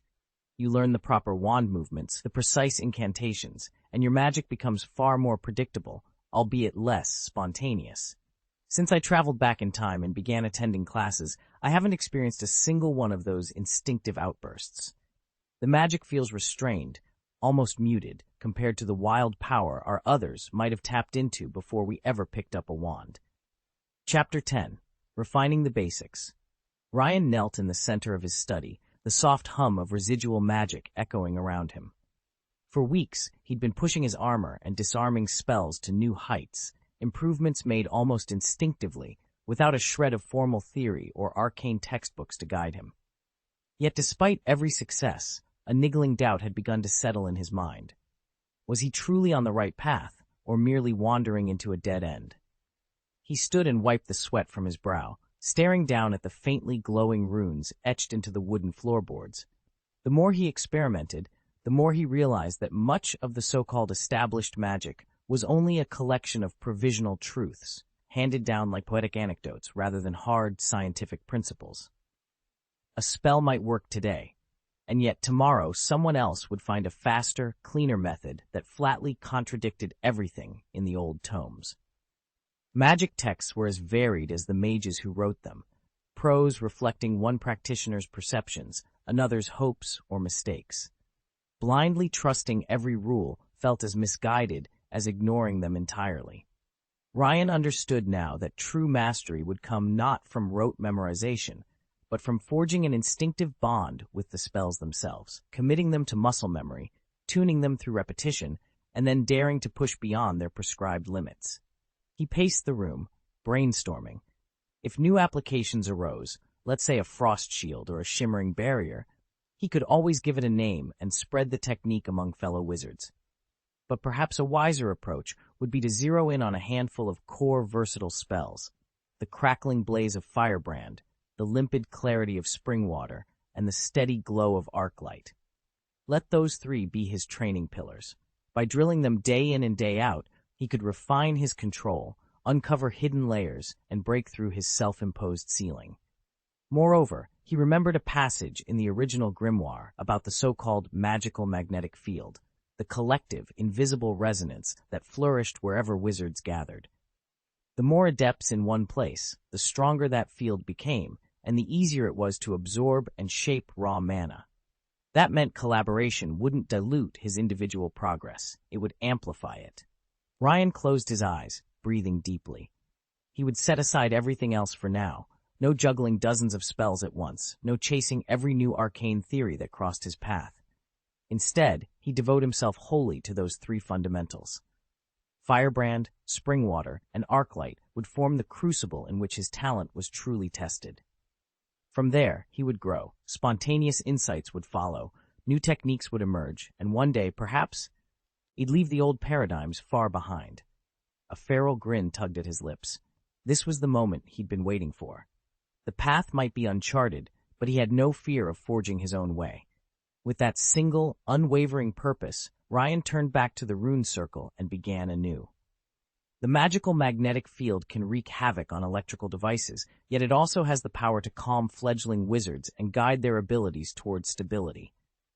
Imagine it as a vast network drive. Wizards upload their spells, and only the correct combination of incantation, gesture, and will acts as a password to download and internalize them.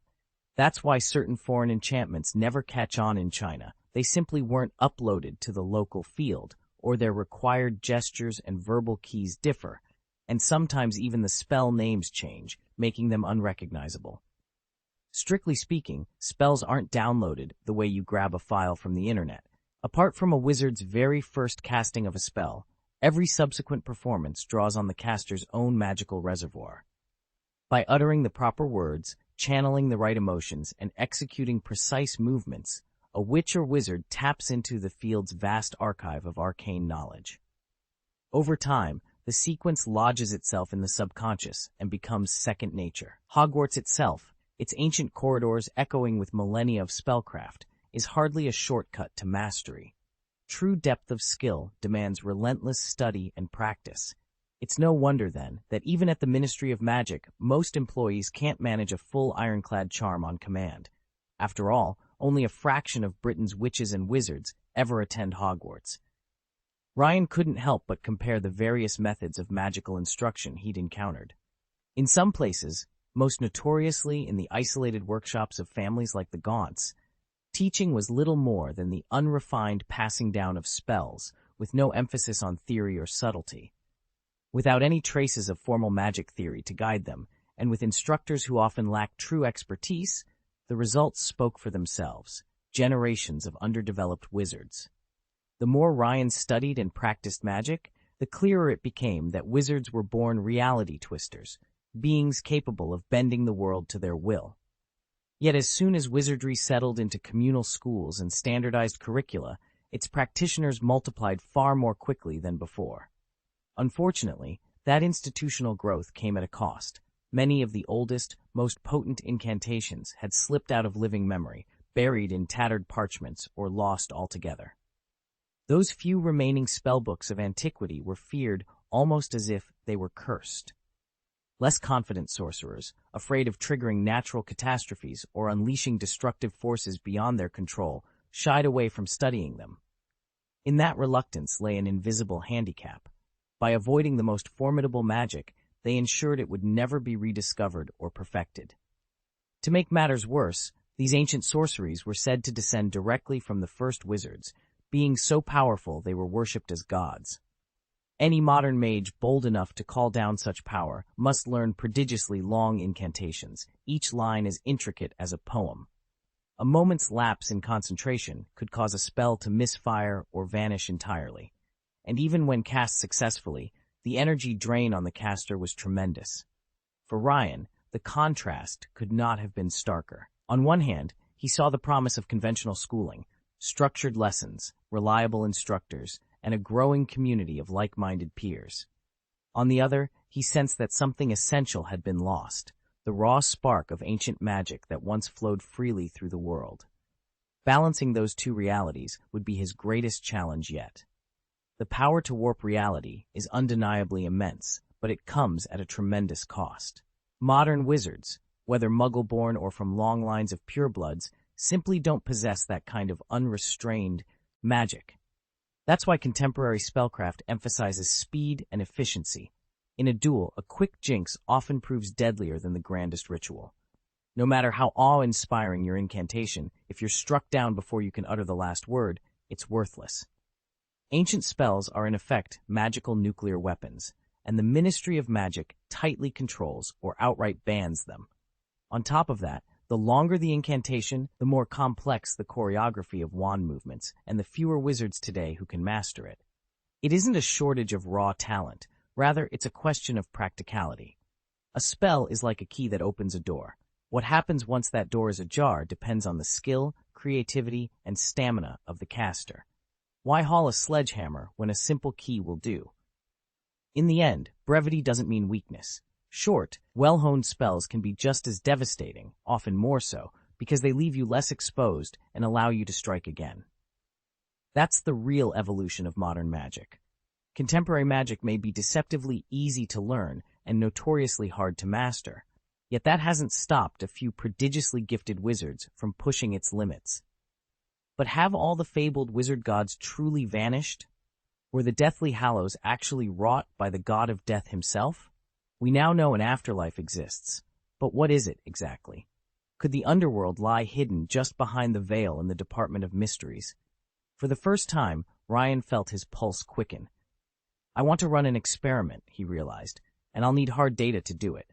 Chapter 15. A Strange Conjecture. Whitehall, a broad avenue in Westminster, is the nerve center of Britain's Muggle government, home to countless ministries and offices. What the non-magical world doesn't suspect, however, is that far beneath those busy streets lies an even more formidable institution, the Ministry of Magic. This vast 10-story subterranean fortress is connected to the surface by 3 primary channels.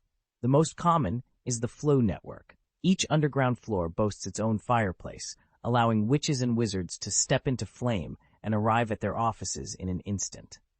The second is the Enchanted Door Key, a polished, rechargeable upgrade reserved for important visitors. Unlike its clunkier predecessor, which could leave even a seasoned witch doubled over in discomfort, this new key delivers only a mild, spine-tingling jolt. Its sleek design and multiple uses make it enormously convenient, though the Ministry's maintenance team has earned a reputation for perpetual hair loss, victimized by the key's labyrinth of self-repairing charms. The third route is a tightly controlled emergency passage, employed only when secrecy or urgency demands it. Beneath the hum of fluorescent lights and rows of mahogany desks, committees convene, owls swoop through letter slots, and the endless machinery of magical governance churns on, hidden in plain sight beneath the very heart of London. Chapter 3. The Red Telephone Booth. Elevator. According to a hush-hush source in the Ministry of Magic's maintenance department, of all the recent ministers for magic, only Cornelius Fudge makes regular use of one unusual commute method, an antique elevator hidden behind what looks like an abandoned red telephone booth. Officially, the booth is reserved for state guests and visiting dignitaries, but Fudge grumbled that maintaining the 8th floor's anti-apparition circles was outrageously costly. So he quietly ordered 2 changes. First, he gave his inner circle free rein to apparate straight into the 8th floor Grand Hall. Second, he repurposed the elevator as his personal express lane. Here's how it works. Tucked away down a side corridor, the booth's peeling crimson paint and cracked glass make it look long forgotten. Step inside, cradle the tiny rotary handset, and dial the extension, 2808 if you must know. Within moments, a translucent slip of parchment, their version of a fare card, slips from the coin return. As soon as you pocket it, the booth shudders, then tilts and glides through the ministry's vertical labyrinth, emerging at the Grand Hall on the 8th floor, faster than any broomstick. I'm Fennec Dax, newly posted trainee in the Auror office, Gryffindor class of last year, in Muggle terms, a rookie detective intern, and this phone booth elevator has become my favorite part of the day. There's a subtle magic in its ritual. I pause on the way in for a frothy butterbeer at the canteen, then slip into the booth's faded red confines. The handset's quiet crackle, the soft thump as the pass clatters down, and the slow hum as the elevator descends all set the perfect unhurried pace. By the time the doors swing open on the Grand Hall, I'm alert, refreshed, and ready to dive into whatever the day's Auror work brings. Chapter 7. The Cafe Incident. Something odd has been happening lately at the cafe opposite the main elevator. I'm certain I remember it correctly. My Muggle-born ex-girlfriend and I used to grab pastries there all the time. But now the place is under maintenance, and during my shift, I've noticed my fellow trainees growing increasingly distracted. Today was the strangest yet. Almost no customers, not even a single Muggle in sight. Then, out of nowhere, I heard a voice shout, "This is a curse! Expelliarmus!" Before I could react, a short figure in black robes exploded out of the cafe doors. He moved so fast that all I caught was a blurry afterimage, followed by a pale beam of magic. I didn't even have time to dodge. The spell hit me squarely. My limbs froze, every muscle locked by a simple yet effective beholding jinx. For a moment, relief flickered through me. At least it wasn't a lethal curse. I could still channel enough magic to break free. Then came the real horror. A calm, measured voice intoned, "Obliviate. Forget everything." Panic surged as I understood what was happening. This wasn't just a stun jinx, it was an eraser. My memories, my identity, all on the verge of vanishing. The man in black was Ryan. I recognized the cold precision in his tone, the ruthless intent behind that single word. He whispered something under his breath, "10th," and in an instant, he was gone. His departure was so silent, so complete, that only a soft breeze, stirring the hem of his robe, proved he'd ever been there. I stood alone outside the shuttered cafe, heart pounding, one question echoing through my mind. Why me? And why now? Fenidax was still hunched over the makeshift workbench when he shook his head and sighed, scarcely realizing how tired he'd become. Controlling the Oblivion Curse is still far too difficult, especially when you have to delete just under a minute of memory. All I can manage is a steady, uniform output if I recite the incantation perfectly. I'll never understand how Lockhart pulled off that spell with such finesse. Back at the cafe, Ryan returned to his seat, frowning in dissatisfaction. Lane's sudden impulse had sparked this simple raid and experiment, and Ryan was keen to see it through. He'd had Jack purchase and refurbish the small coffee shop directly opposite the Ministry of Magic's elevator, then spent the past few days monitoring it with his well-honed detective skills. What he'd discovered was revealing. Most adult wizards he'd observed measured out at around 30 in magical power, with a handful dipping into the low 20s, roughly 20 to 23. But Fenidax clocked in at just 22. And if you're wondering how Ryan knew that, here's the rundown. He'd handpicked 10 wizards whose magical power did not exceed 23, tasked Jack with obtaining the official records, and tracked each wizard's commuting habits.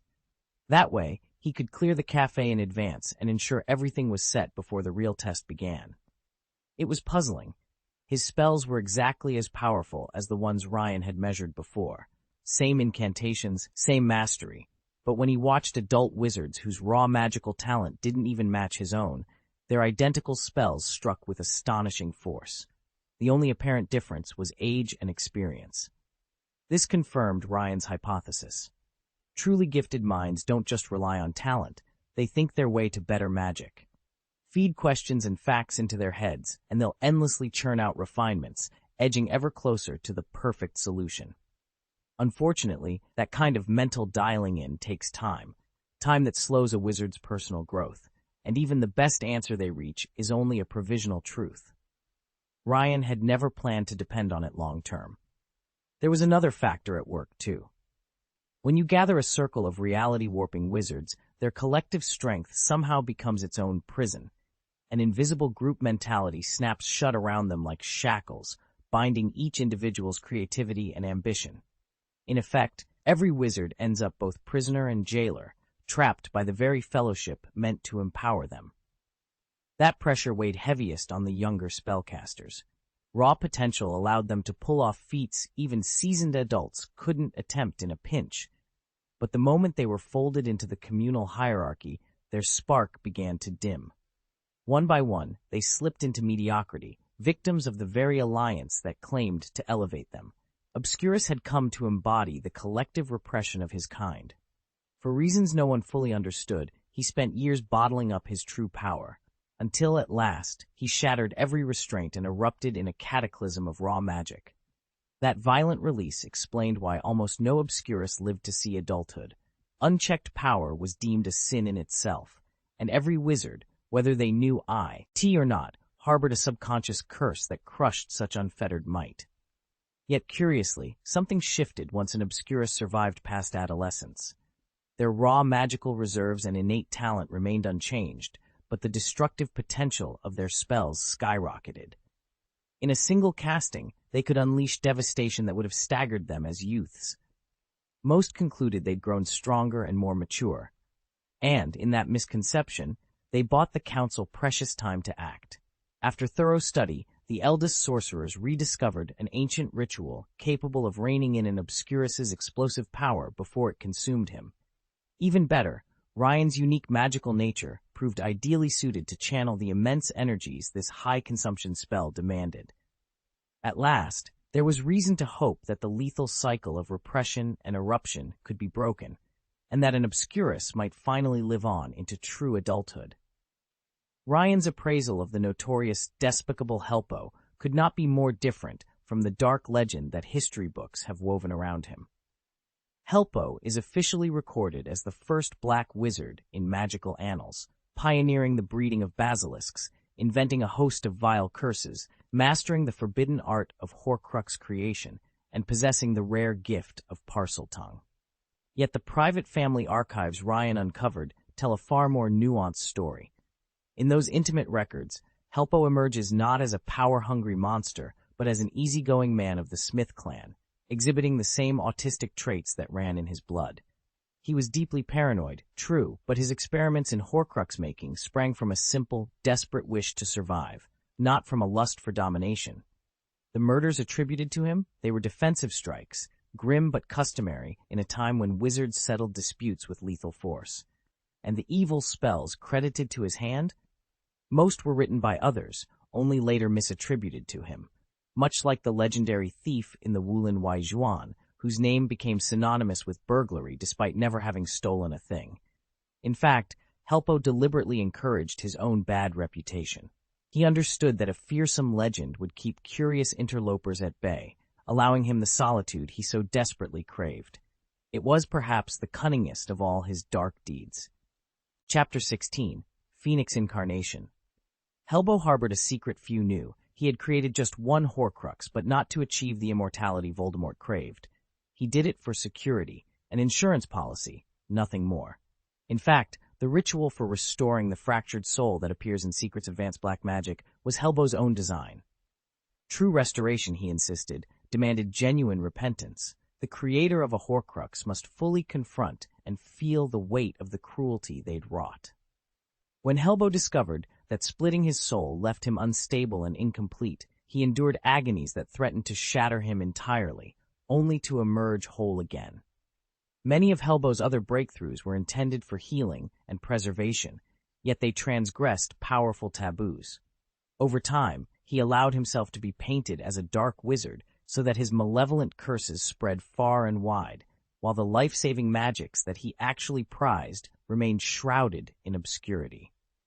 Seated at a massive reading table, Ryan thumbed through the enchanted dossiers he'd retrieved, lightly pressing the Jingming acupoint at the base of his skull to sharpen his mind. He'd already spent half a day among these dusty shelves, seeking the lost incantation best suited to him. After all, magical texts themselves bear an aura of power, like the legendary invisible grimoire, which hides its pages from every mundane eye. Only by heightening his own perception could Ryan hope to detect the subtle energy signature of the ancient spell he needed. Now, deep in thought, he paused before the next tome. Within its brittle pages lay the key not only to mastering Phoenix-kindled magic, but perhaps to uncovering Helbo's final, unspoken secret. Ryan paused in the quiet of the library stacks and considered the risks hiding within those forbidding tomes of ancient magic. Ever since he'd discovered his own power, called Ouroboros in the Smith family annals, he'd been determined to master the old ways. His gift of near-limitless regeneration and inexhaustible mana seemed perfectly suited for spells long abandoned by modern wizards. But the moment he opened the first handful of archaic treatises, he realized just how exacting they were. The pinnacle of those spells, a ritual capable of summoning a meteor shower, demanded nearly 24 hours of continuous incantation. Each word was a tortured labyrinth of sound, some so alien no mortal tongue could reproduce them precisely. Worse still, the caster had to embody a god's wrath, maintaining a perfect, unyielding fury, the kind of divine judgment one reads of in myth, not the fragile emotions of a human or even a seasoned warlock. To sustain such a state, Rice would have to sever all normal feeling, surrendering himself entirely to the spell's merciless power. And then, there were the volumes he couldn't open at all. Their covers bore the embossed visages of long-dead archmages and slumbering elemental creatures, and at the slightest glance, the books refused to part their pages. He understood why. Their magic was bound by ancient protocols that judged a reader's age and experience before granting access. Despite his heaven-bound lineage and prodigious talent, Ryan was still too young in the eyes of those eldritch guardians. Even so, these unreadable tomes, along with the few he could decipher, represented the outer limits of arcane knowledge that he believed he might one day command. The question now was whether he had the will and the stamina to meet their impossible demands. The Smith family's library held countless arcane tomes, but the most dangerous, those without any protective wards, were deemed too perilous, even for seasoned young wizards. After months of careful sifting, Ryan at last uncovered a hidden volume titled Phoenix Incarnation. Penned by the long-vanished Archmage Helbo, this ritual had been devised as a last-ditch gambit for survival. Phoenix Incarnation centers on a spell that mimics the birdsong of the legendary phoenix. Its incantation is not a mere string of syllables, but a concise, 3-minute poem, celeb, rating the phoenix's nobility and power from all 365 degrees, meticulously recounting its attributes and abilities without omission. To perform the rite, the caster must first kindle a ring of flame around themselves. The only suitable tinder is phoenix feathers, whose innate magic sparks the fire. Once the circle burns, the practitioner slips into a trance-like state, neither fully asleep nor entirely awake, before beginning the chant. As the final lines are uttered, the flames coalesce into living phoenixes that swirl around the caster. So long as the practitioner's body remains unobstructed, their magical reserves sufficient, and their physical needs, hunger, fatigue, kept in check, these immortal birds will burn perpetually, impervious to extinguishment or sealing magics. Thus, one who masters Phoenix Incarnation wields the very essence of rebirth. Phoenix Incarnation. The Phoenix spell grants its caster true immortality. You teleport as effortlessly as an undying bird, and even fatal wounds or lethal falls cannot kill you. That said, the very first time you transform, the Phoenix form will instantly vanish if your body is critically damaged, your magic is completely depleted, or you awaken simply from hunger. Once you've mastered the incantation, however, none of that matters. You no longer need physical flames or feathers to spark the change. A single mental image of phoenix fire is enough to trigger the transformation. An ancient ancestor's margin note even explains how to streamline the process further. By channeling your magic through a wand whose core contains a phoenix feather, a tool that turns a long, drawn-out ritual into a swift gesture, you can dispense with real feathers altogether. Simply imagine the surrounding flames coalescing into phoenixes, and the spell ignites itself. Ryan chose phoenix magic above all else for 2 reasons. Its wings grant him true flight, and its teleportation can outpace any battlefield tactic. For someone born with the gift, performing even one successful transformation permanently unlocks both abilities. He's considered adding Nirvana Rebirth to his repertoire, but he isn't yet convinced it can be cheated into existence after mastering the Phoenix spell. Phoenix teleportation is not only more far-reaching, but also far more stable than a wizard's apparition. Thanks to that, I can visit Hogwarts whenever I like. Though the school is warded against human disapparition, its charms only block wizards. They do nothing to stop magical creatures such as house elves or phoenixes. It isn't a loophole, really. House elves are magically bound not to harm wizards, and phoenixes never turn on innocent lives. In effect, they've been whitelisted.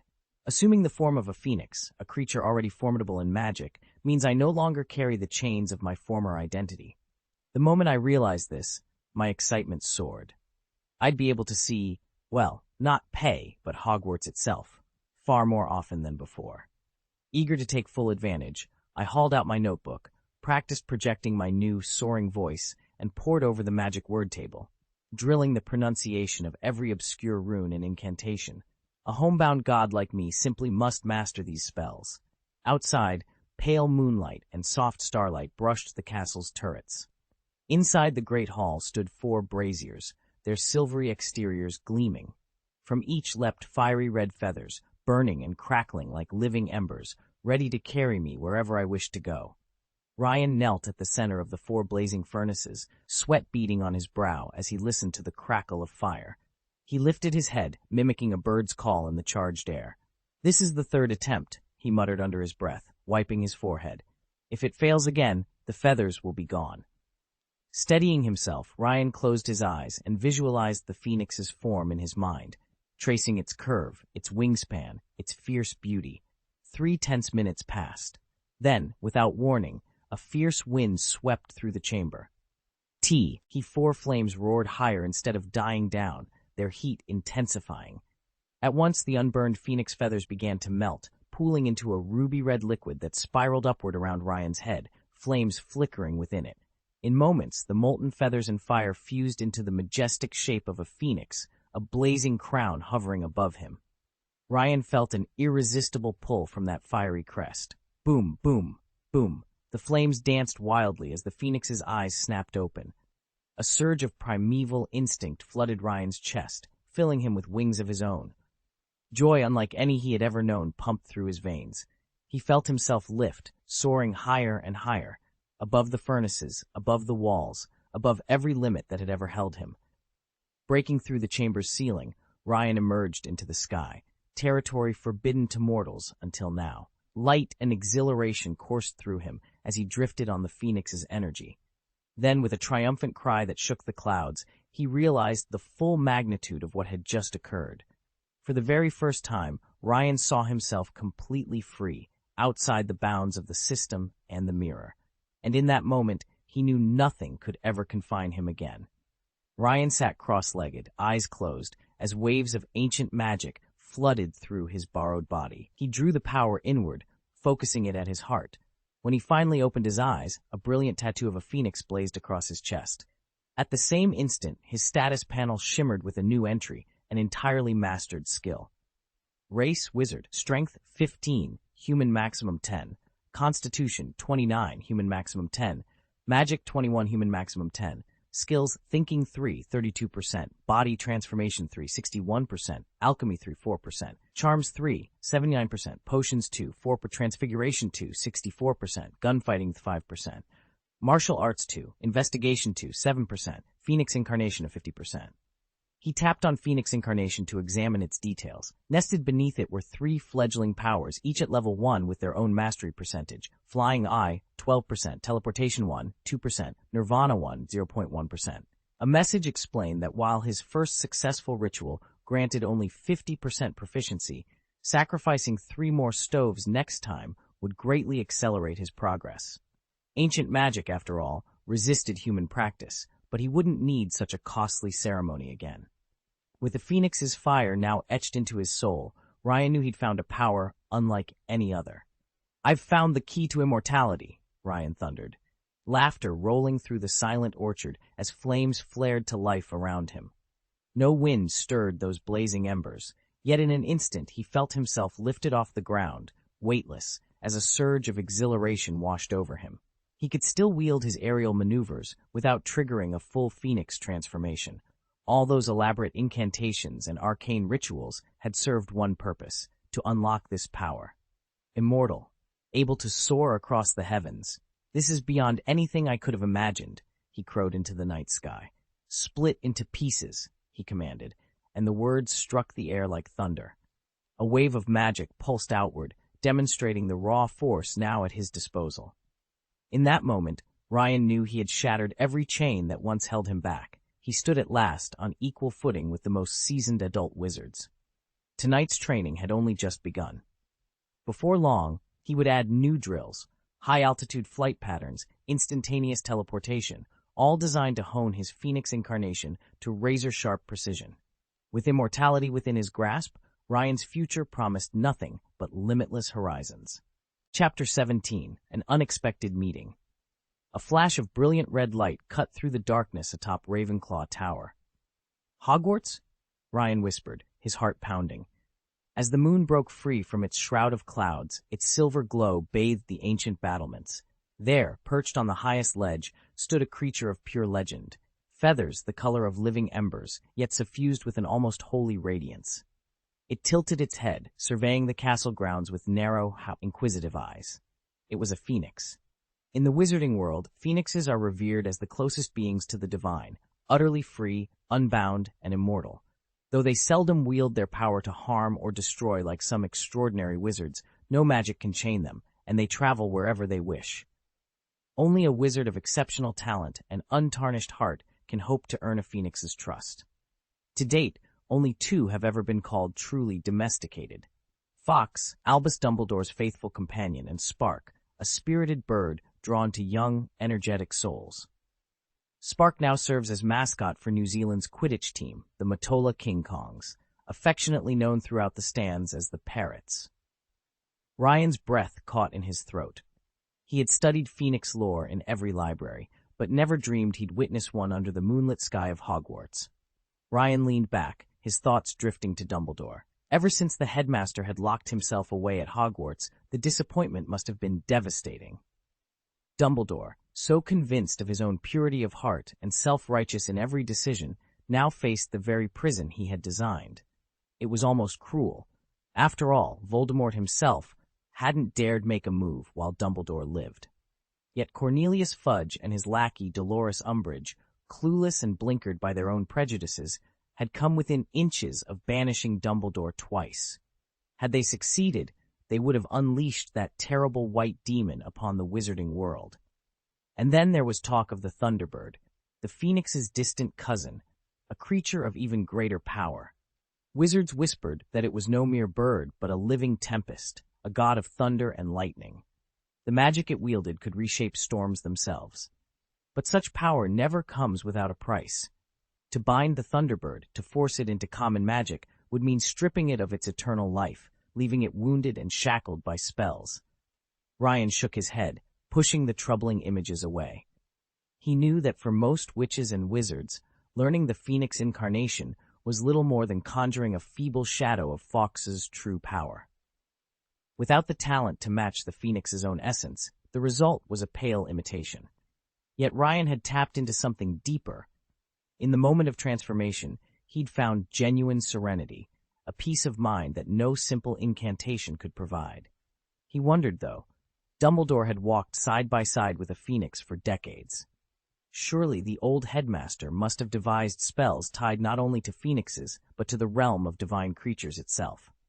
What marvels might Dumbledore's research hold? With a faint smile, Ryan settled back, determined to uncover every secret before anyone else could. Suppressing a surge of arrogant excitement, Ryan turned his gaze back to the castle that had haunted his dreams.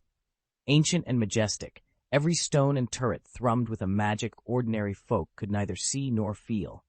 Spired towers pierced the sky, and beneath a blanket of stars, the castle's glowing windows glittered like watchful eyes of some great slumbering beast. He'd caught only a fleeting glimpse of this place once before, through the haze of Hogsmeade, but now he understood. It was Hogwarts itself, the very stronghold that had crept into his dreams. At first, he'd believed his journey was all about finding Penello. Now he knew the truth. Hogwarts had called him here. And if he were honest, arriving under the moonlight made the choice clear.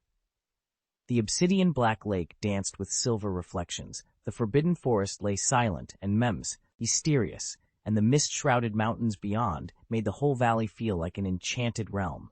Suddenly, barely 3 feet away, a soft pulse of warmth blossomed in the air. Ryan froze. That sensation, familiar yet changed, was unmistakable. Phoenix magic? Foxfire?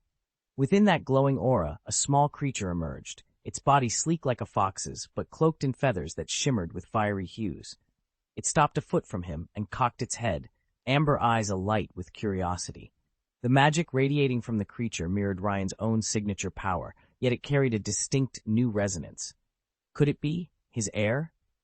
Ryan's breath caught as he stared back at the creature, the boundary between dream and reality dissolving in its gaze. Ryan paused mid-step, straining to catch the last notes of morning birdsong as an unexpected exchange drifted into his ears.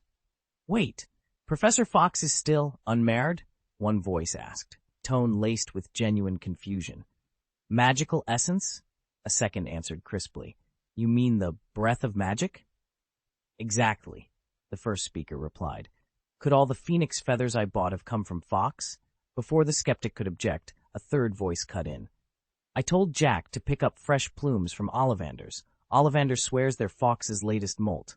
Dumbledore's practically bled 3 phoenixes dry for this order." A sharp laugh followed. "So that's why it's called the Order of the Phoenix? Fox's royalty fee?" "Magical wool spun from sheep sounds simpler." "I still want to know where the Order's real funding comes from," someone muttered. Ryan's curiosity flared. He leaned forward, but the speakers had slipped away down the corridor. Only Professor Ben Fox remained, silhouetted by the arched doorway, watching him with sympathetic eyes. Pity glimmered there. Yet Ryan felt an uncanny shift in the air. He closed his eyes and let his investigative senses unfurl. From Fox's very skin pulsed a current of raw, selfless magic, an incandescent, almost demonic love that burned outward but left no trace for its bearer. It resembled a phoenix's final conflagration, absolute, sacrificial, and utterly consuming. It felt both noble and terrible, as if Fox had bound himself in chains of righteousness. Before Ryan could steady his racing heart, A familiar voice whispered from somewhere above. "Ah, there you are. Professor Fox, Mr. Quinn. Perfect timing." Ryan snapped back to reality. He turned and found himself face to face with Albus Dumbledore. "He's looking right at me." Fox's heart skipped a beat. He couldn't tell if the white devil Dumbledore standing behind him saw anything at all. After all, few wizards knew Phoenix magic better than a Dumbledore. Rumor had it that Phoenix blood coursed in their veins, a secret rite passed down through their family for generations. No one in the school batted an eye when they heard Dumbledore as a name, assuming it was merely a curious family tradition, until now. A flicker of red light caught Fox's eye, and in a blink the strange, phoenix-like figure vanished. On the other side of the hall, Ryan remained in his enchanted, flame-plumed form, at least for the moment. He dared not break the spell and reveal his human body. Better a mysterious phoenix haunting Hogwarts corridors than an unknown wizard skulking about. As a phoenix, Ryan possessed uncanny perception. He could teleport to places he had never seen, slipping through walls and emerging in empty classrooms, deserted courtyards, even the depths of the castle dungeons. Fox relaxed when he saw no sign of pursuit. Only Ryan, who had attained phoenix form by means that might be called cheating, truly understood how formidable a phoenix's senses could be. Unlike any witch or wizard, a phoenix could vanish and reappear anywhere it pleased, even in places it had never physically visited, and in that knowledge lay Ryan's greatest and deadliest advantage. In the creature's eyes, it was the natural center of everything. Anywhere within the maximum range of its apparition lay within its awareness. No matter how deep you dug a cave or how thoroughly you sealed it off from the world, it could still materialize there out of thin air whenever it wished. Fox hadn't followed him. That was the best news. Perhaps the spirit understood the fiercely independent, solitary nature of phoenix kind. After all, phoenixes rarely travel in pairs. According to Ryan's plan, he would slip into Hogwarts unnoticed, just another Smith blending quietly into the crowd to pursue his studies. His striking good looks might draw a few curious glances, but Ryan was only eager for admiration of his appearance. Any attention beyond that would be a disruption, and being noticed by Dumbledore wasn't part of his design. Still, even as he devoured newspapers and gathered every scrap of information along the way, Ryan couldn't banish one nagging thought. What if, just like in that ancient Jingjang Harry Potter fanfiction, he really did come face to face with the legendary White Devil Dumbledore? Though I'd felt the probing tug of Dumbledore's magic, I quickly realized the old man wasn't as intrusive as the stories made him out to be. Still, my pride wouldn't let me admit I'd been outclassed by Harry Potter, so I secretly mastered a detection charm. Had I not, Albus might have caught me in nothing but my drawers. A series of sudden teleportations later, Ryan finally broke the spell. He lay on the four-poster bed, eyes fluttering open as he blinked away the last vestiges of enchantment and returned to full awareness. Chapter 18, The Unexpected Third Child of the Prophecy. Ryan stared at the parchment, breath catching in his throat. The prophecy had named 2 children destined to face the Dark Lord, Harry Potter and Neville Longbottom, but now, to his astonishment, a third name had appeared where none was expected. His pulse raced. This twist was nothing short of electrifying. He forced himself to settle, reminding his mind that this was exactly the kind of development he wanted. Exposure to Dumbledore's magic would only fortify the newcomer's spirit, ensuring he wouldn't crumble under the weight of his destiny. And mercifully, the story steered clear of every overused trope. There was no potent masculine elixir from the Jingjang plane, no debilitating magical oppression spells, no clandestine decrees from the Slytherin Code, and certainly no meddling by the so-called Platinum Nobles. Best of all, Dumbledore himself had done something refreshingly honest. He'd sold phoenix feather quills plucked from Fawkes, dispelling all those lurid rumors about him siphoning off Potter family wealth. In reality, the Potters didn't hail from an ancient wizarding dynasty. Their fortune came from inventing a wildly popular line of magical shampoo, which streamed a steady flow of golden galleons into their vaults. Every detail fit neatly with canon. Harry's lifelong fear of being mediocre, Snape's sour demeanor, driven by deeply personal grievances. And according to the records Ryan had painstakingly compiled after traveling through time, Wizarding patents were bound by unbreakable magical contracts without expiration dates, so that as soon as an innovation was used, its creator automatically received the royalties. A grin spread across Ryan's face. With the established lore honored and a fresh, unanticipated hero entering the fray, the saga had never looked so promising. He could hardly contain his excitement. Chapter 1. The Calm Before Contact. All the data Ryan had gathered since his accidental journey through time and his meticulous study of the original novel made one thing crystal clear. He was now living in the very world he'd read about. Yet, despite knowing he'd arrived in the real magical realm, the most critical figure in that world, Professor Albus Dumbledore, remained out of reach. As long as 24 hours passed without any contact, the new reality would lock into place, and Ryan knew he wouldn't be able to rest easy until he'd spoken with Dumbledore himself. Around him, everyone, from ambitious nobles to scheming merchants, was driven by the same restless energy.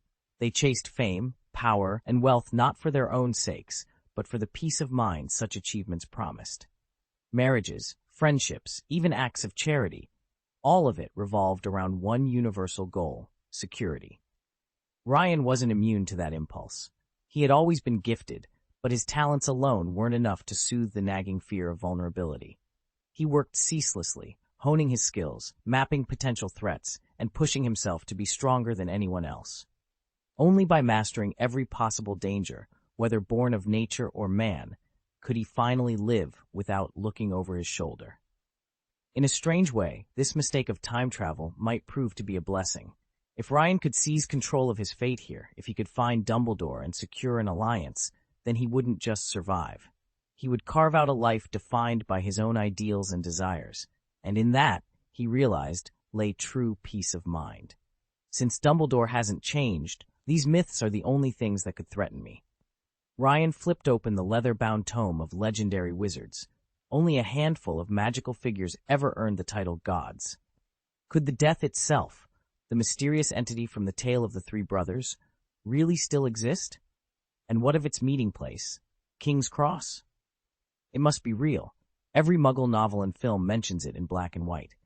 For now, it's wiser to keep my plan for Voldemort under wraps and share it only with Dumbledore. After all, Voldemort will probably be neutralized before he truly rises. But what if the absence of that threat frees Dumbledore to become something far more dangerous?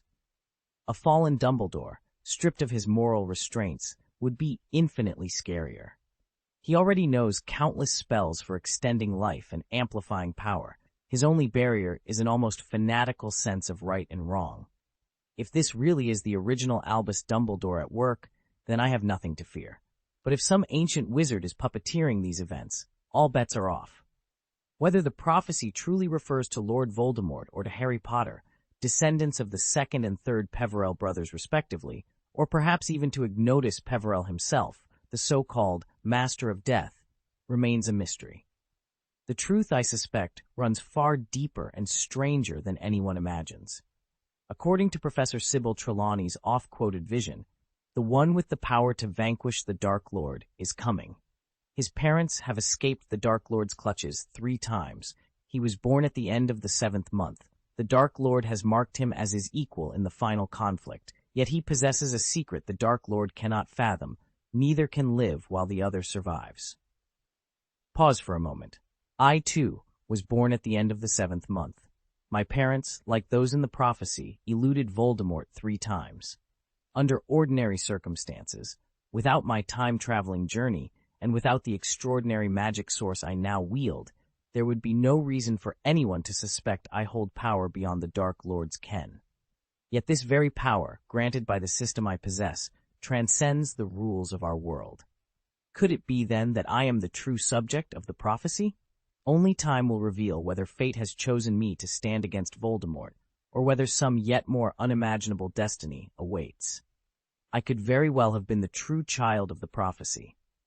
In the original tale, if Voldemort hadn't sacrificed Harry's life to resurrect himself, Harry's brashness and untested skill might truly have cost him his life at Voldemort's hands. Worse still, by personally destroying his Horcrux within Harry, Voldemort would have weakened his own magic considerably, leaving him dangerously vulnerable. that vulnerability would have fallen into the hands of Neville Longbottom.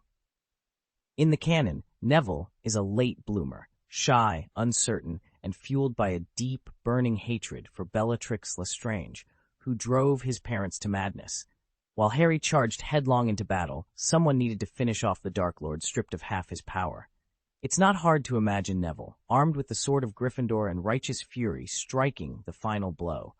And yet, if even Neville had failed, there would remain one last hope, the original Ryan Smith, lurking in the shadows, poised to confront whatever dark fate Voldemort still held. Chapter 8. The third son of the prophecy, Lane Smith, whispered in hushed corridors as the third child of an ancient prophecy even Dumbledore hadn't pieced together, slid through the dimly lit halls of the Alchemy Annex. He felt at home among clinking glassware and brass instruments, where the very air smelled of possibility. Unlike most Hogwarts students, Lane's obsession wasn't pure magic. It was alchemy, with its strange marriage of science and sorcery. His greatest achievement stood at the far end of the workshop, the Black Knight. A 7-foot-tall, gear-driven automaton, its steel joints lubricated, its cuirass polished to a mirror shine. Lane had forged it from Muggle alloys and enchanted it with runes salvaged from a fragment of the Lost Elder Wand, an artifact Voldemort himself dismissed as myth. Yet tonight, under the flicker of enchanted lamps, the Black Knight awaited activation. Lane dared to imagine that this invention, this Muggle marvel, might be the true key to Voldemort's undoing. If Tom Riddle and Harry Potter were indeed the second and third prophesied children, Lane's theory went, then perhaps they'd both perish in their final confrontation. What if a fourth, hidden descendant of the original Peverell brother survived? Could the bloodline's eldritch power migrate to him, or to a close relation like Neville Longbottom? Lane had traced every genealogical footnote. Blood inheritance, he believed, was fluid among true kin. He paused before a marble pedestal cluttered with several jewel-encrusted wands, each glittering with dormant magic. Had the Annex's founder, his own ruthless ancestor, collected these to surpass the power of the Elder Wand itself? Or were they trophies, reminders of a dark lesson in pride? Lane relished the question.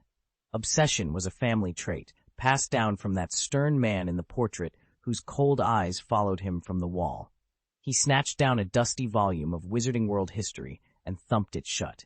He hated these books for their self-congratulatory tone, their shameful glossing over of how Antioch Peverell's wand was lost and found again, corrupted by murder before returning to its rightful master. They told half a story at best. Lane wanted the whole truth and the power that lay buried in his veins.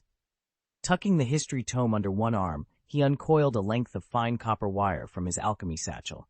With a series of swift incantations and alchemical solvents, he linked the wire to the Black Knight's crystalline power core.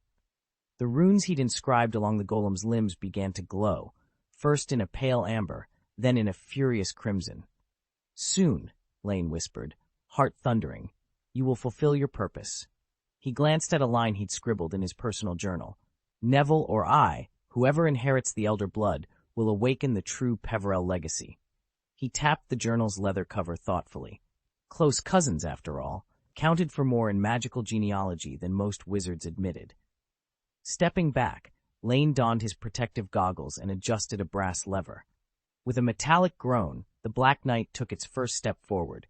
Its single ocular lens flared red, casting a sharp beam across the fogged windows. Lane felt a surge of triumph. History would remember him. Lane Smith, the third son of prophecy, the Muggle-bred alchemist who engineered the Dark Lord's downfall. He tightened his gauntleted fist and braced himself as the automaton's serrated hand rose. In that moment, Lane believed he could taste the power of his first ancestor coursing through him, the arrogance, the brilliance, the ruthlessness. When the final battle came, it would be his alchemy, not a spell, that would rewrite the destiny of the wizarding world. He exhaled. Let the world watch. Let Voldemort tremble. For by gear and crystal, by blood and ambition, Lane Smith would claim his birthright and bend the prophecy to his will. Chapter 10. Whispers of the Forgotten Prophecy. Did Professor Dumbledore ever learn of this? In the original narrative, he gathered the three Deathly Hallows, studied their mysteries, and yet did he know about their heirs? Would the shadowy style of the ministry's Smith department have kept my father's secrets hidden, even from Dumbledore himself? In canon, Dumbledore was aware that Neville Longbottom was the subject of the prophecy alongside Harry, and as Hogwarts' headmaster, he meticulously reviewed every newborn witch and wizard's name in the Book of Admittance and the Pensieve of Acceptance. Wouldn't he have seen Ryan Smith listed there too? My late father's final invention was a peculiar wand, muggle in its technology and appearance, scorned by Voldemort as unworthy of real magic. Yet that wand carried potent, experimental alchemical enchantments. Had Dumbledore known that it, too, was tied to the prophecy? Could some hidden force have orchestrated my father's death? After all, the parents of every prophesied child in our world met grim fates. Lily and James Potter slain by Voldemort's hand, Frank and Alice Longbottom driven to madness by his followers, and my parents, my brilliant alchemists, barred from their own workshop, perish in a tragic laboratory accident that could never have happened. I feel my anger rising. If some unseen deity is pulling these strings, I vow this. I will have my revenge. I am Ryan Smith, and my reckoning is coming. Things are getting increasingly interesting. Chapter 19, Reflections on the Grimoire. Teach you how to forge a magic book step by step? This is maddeningly convoluted and written entirely in prose. Shouldn't it look more like a manual? And Dumbledore doesn't even speak any human language. Did he pick us up from poring over too many arcane volumes? Each afternoon during his allotted reading hour, Ryan finally unearthed a genuinely intriguing text. As with most magical tomes, however, it wasn't written in any tongue spoken by humans. Even though Ryan had achieved spell mastery at level 3, greater perfection, and was edging toward level 4, the book's language still felt impenetrable. For context, a level 3 wizard is already on par with an ordinary Auror's general proficiency, while Aurors themselves typically specialize in at least one level 4 discipline. Ryan had gleaned these facts over the past month by loitering outside the Department of Magic's entrance, sipping coffee, and eavesdropping on passing witches and wizards. After nearly an hour of painstaking study, Ryan managed to tease out the book's central thesis.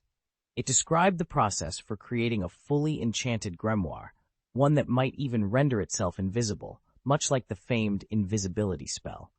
According to the text, 3 fundamental conditions must be met to bring such a magic book into being. 1. Condition 1. 2. Condition 2. 3. Condition 3. Armed with this rough outline, Ryan sat back, excitement and determination coursing through him. Crafting a living, self-hiding volume would be no small feat, but if anyone could crack its secrets, he just might.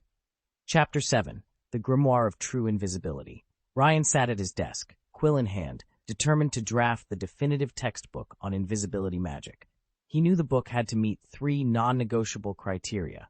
1. Singular focus. Every page must revolve around the art of invisibility. From theory to technique, from application to counterspell, nothing should stray from that central theme. 2. Complete spell records. It wasn't enough to list incantations.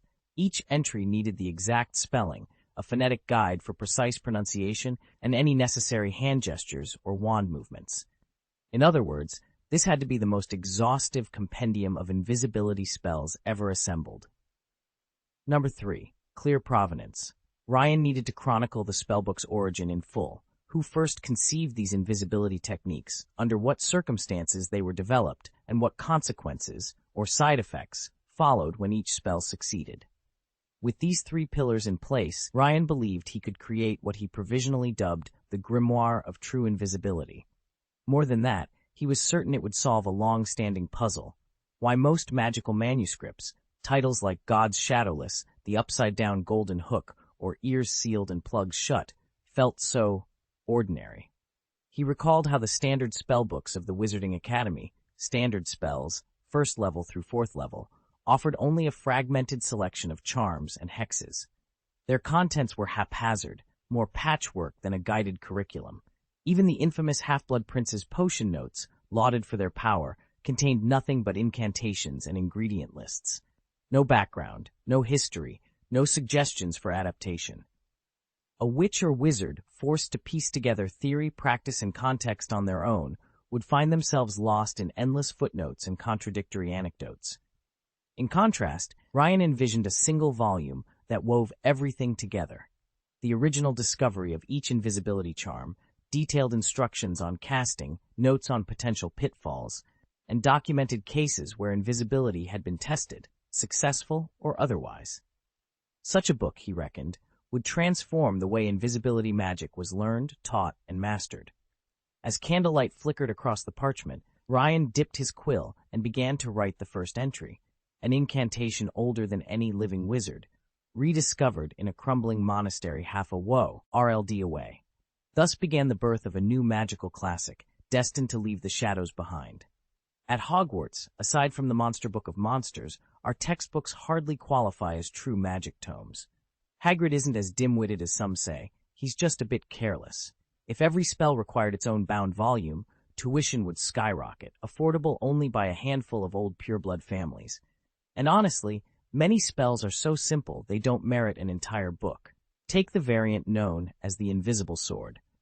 A more accurate name would be the Invisible Poisoned Sword. Its poison is pure hatred for James Potter. Its antidote the regret of being separated from Lily. In a proper magical manual, each ingredient and gesture would be laid out step by step, but for ordinary witches and wizards, those without Harry's knack for magical detection, mastering even a short spell like this becomes nearly impossible without that kind of detailed guidance. Later, another strange thing happened. As Ryan was reading the novel, he pictured James Potter proudly raising his sword, and suddenly the invisible blade charm in his mind seemed to spring to life, as if desperate to drive itself into James's skull. In an instant, it surged to level 5 power, an achievement most wizards manage only once in their entire lives. Shocked, Ryan felt a pang of guilt for Lily, and without even knowing the proper incantation, banished the spell himself. What astonished him most was that he'd never studied that charm. It had simply emerged from his own will. There was nothing mythical about it. After all, Invisible Blade is inherently magical, and the so-called God of Shadows technique is specifically designed to strike at James Potter. Ryan realized that if he'd been standing in Hogwarts, or even at James's grave, the curse would have struck far more swiftly.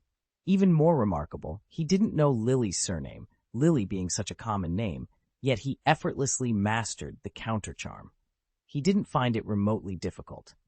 Clearly, this went beyond mere love. Whenever Ryan thought about Lily's tangled past with Severus Snape, he couldn't help but sigh. Snape had effectively destroyed himself. They'd been childhood sweethearts, and at that time, Snape had pursued her with all the ardor of first love. When Severus Snape arrived at Hogwarts at 11, he carried with him two conflicting heritages, the neglected son of a Muggle father and the beloved child of a witch mother. Resentful of his father's neglect and unaware of the full complexities of the wizarding world, he seized the Sorting Hat's decision to place him in Slytherin without hesitation. To Snape, Slytherin represented the power and respect he felt he deserved. Ambition, after all, was one of his strongest traits.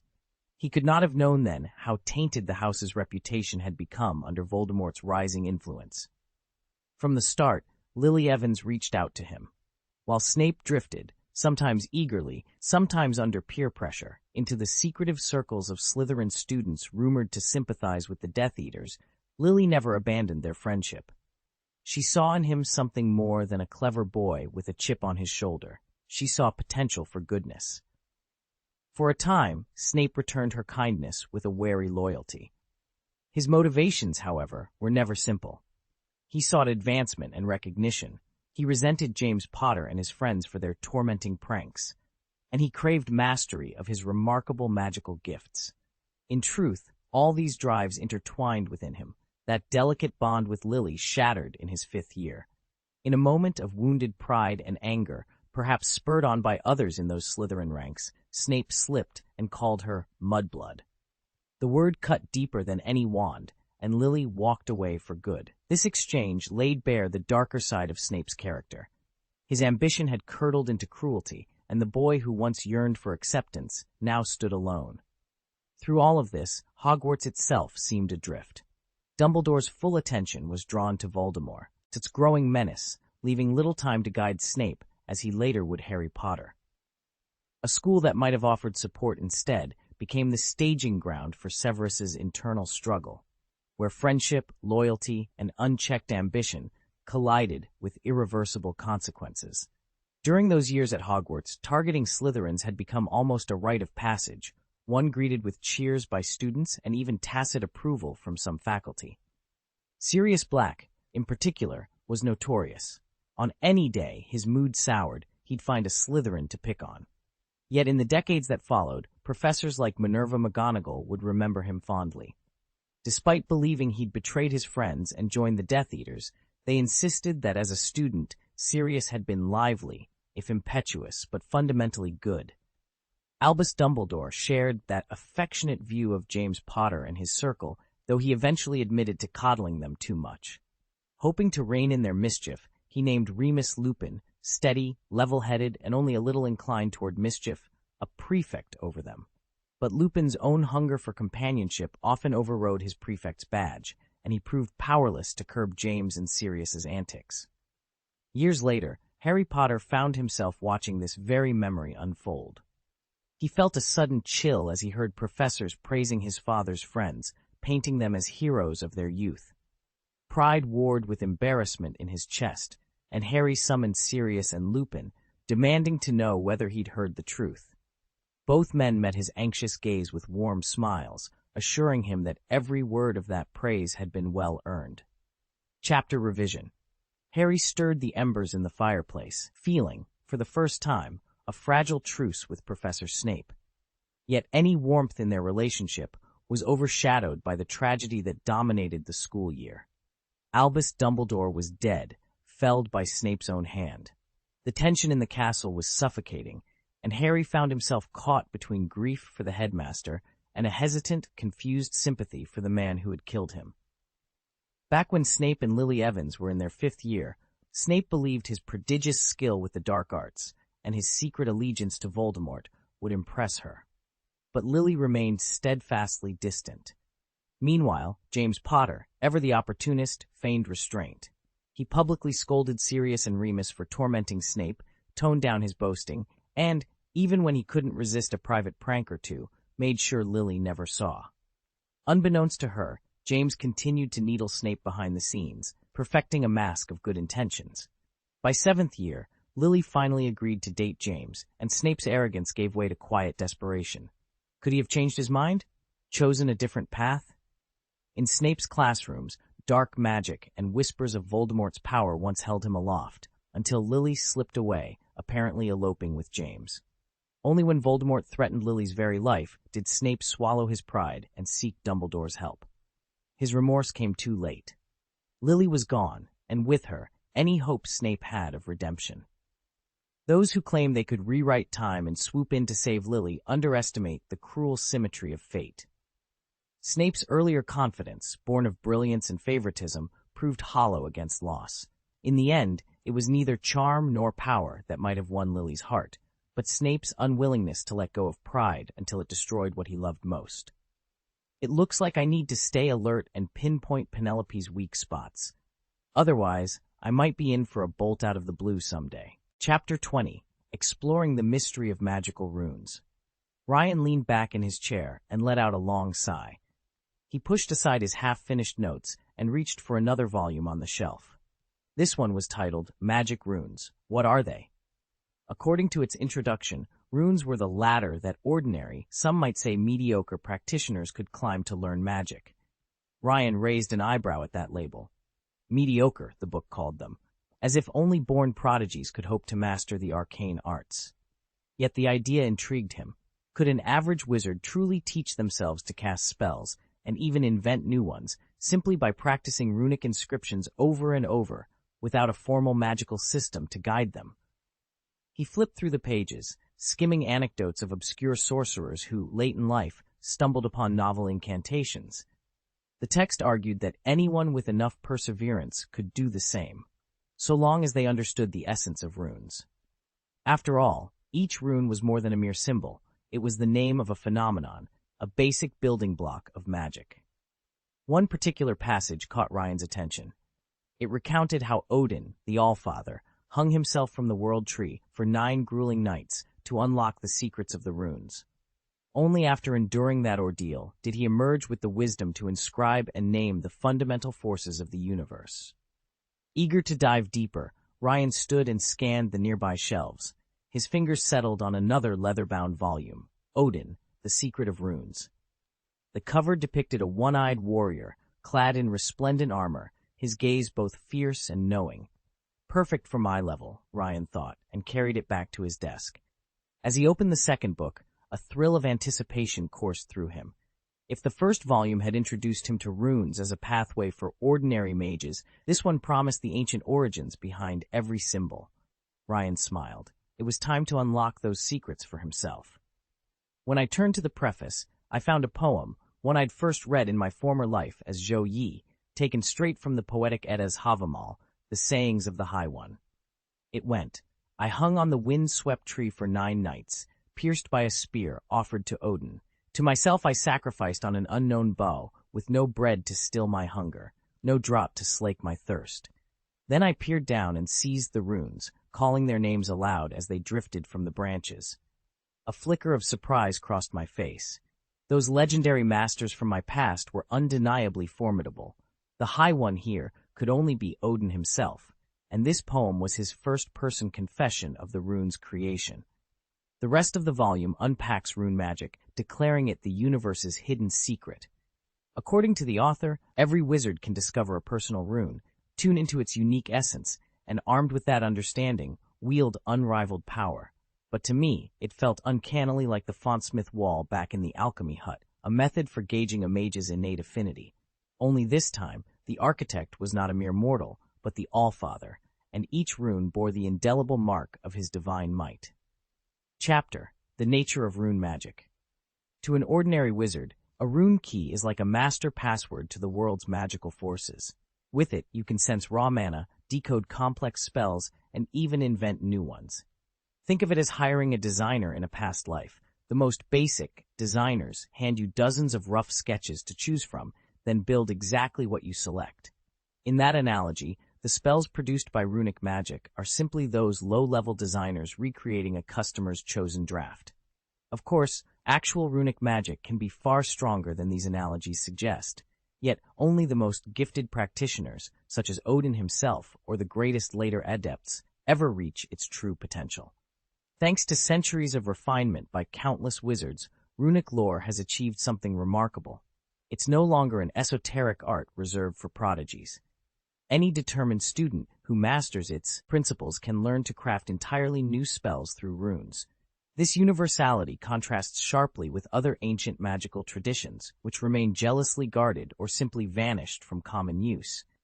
Conspiracy theorists argue that their original authors never truly died, so they still protect their secrets.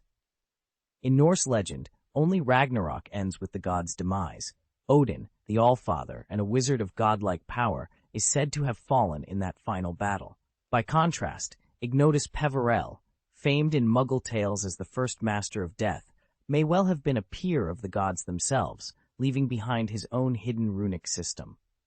Whether any of these ancient practitioners truly survives today is unknown, but runic magic, thanks to its open architecture and centuries of scholarly work, remains the closest we have to a universally accessible craft, a bridge between the mortal mind and the very essence of magic.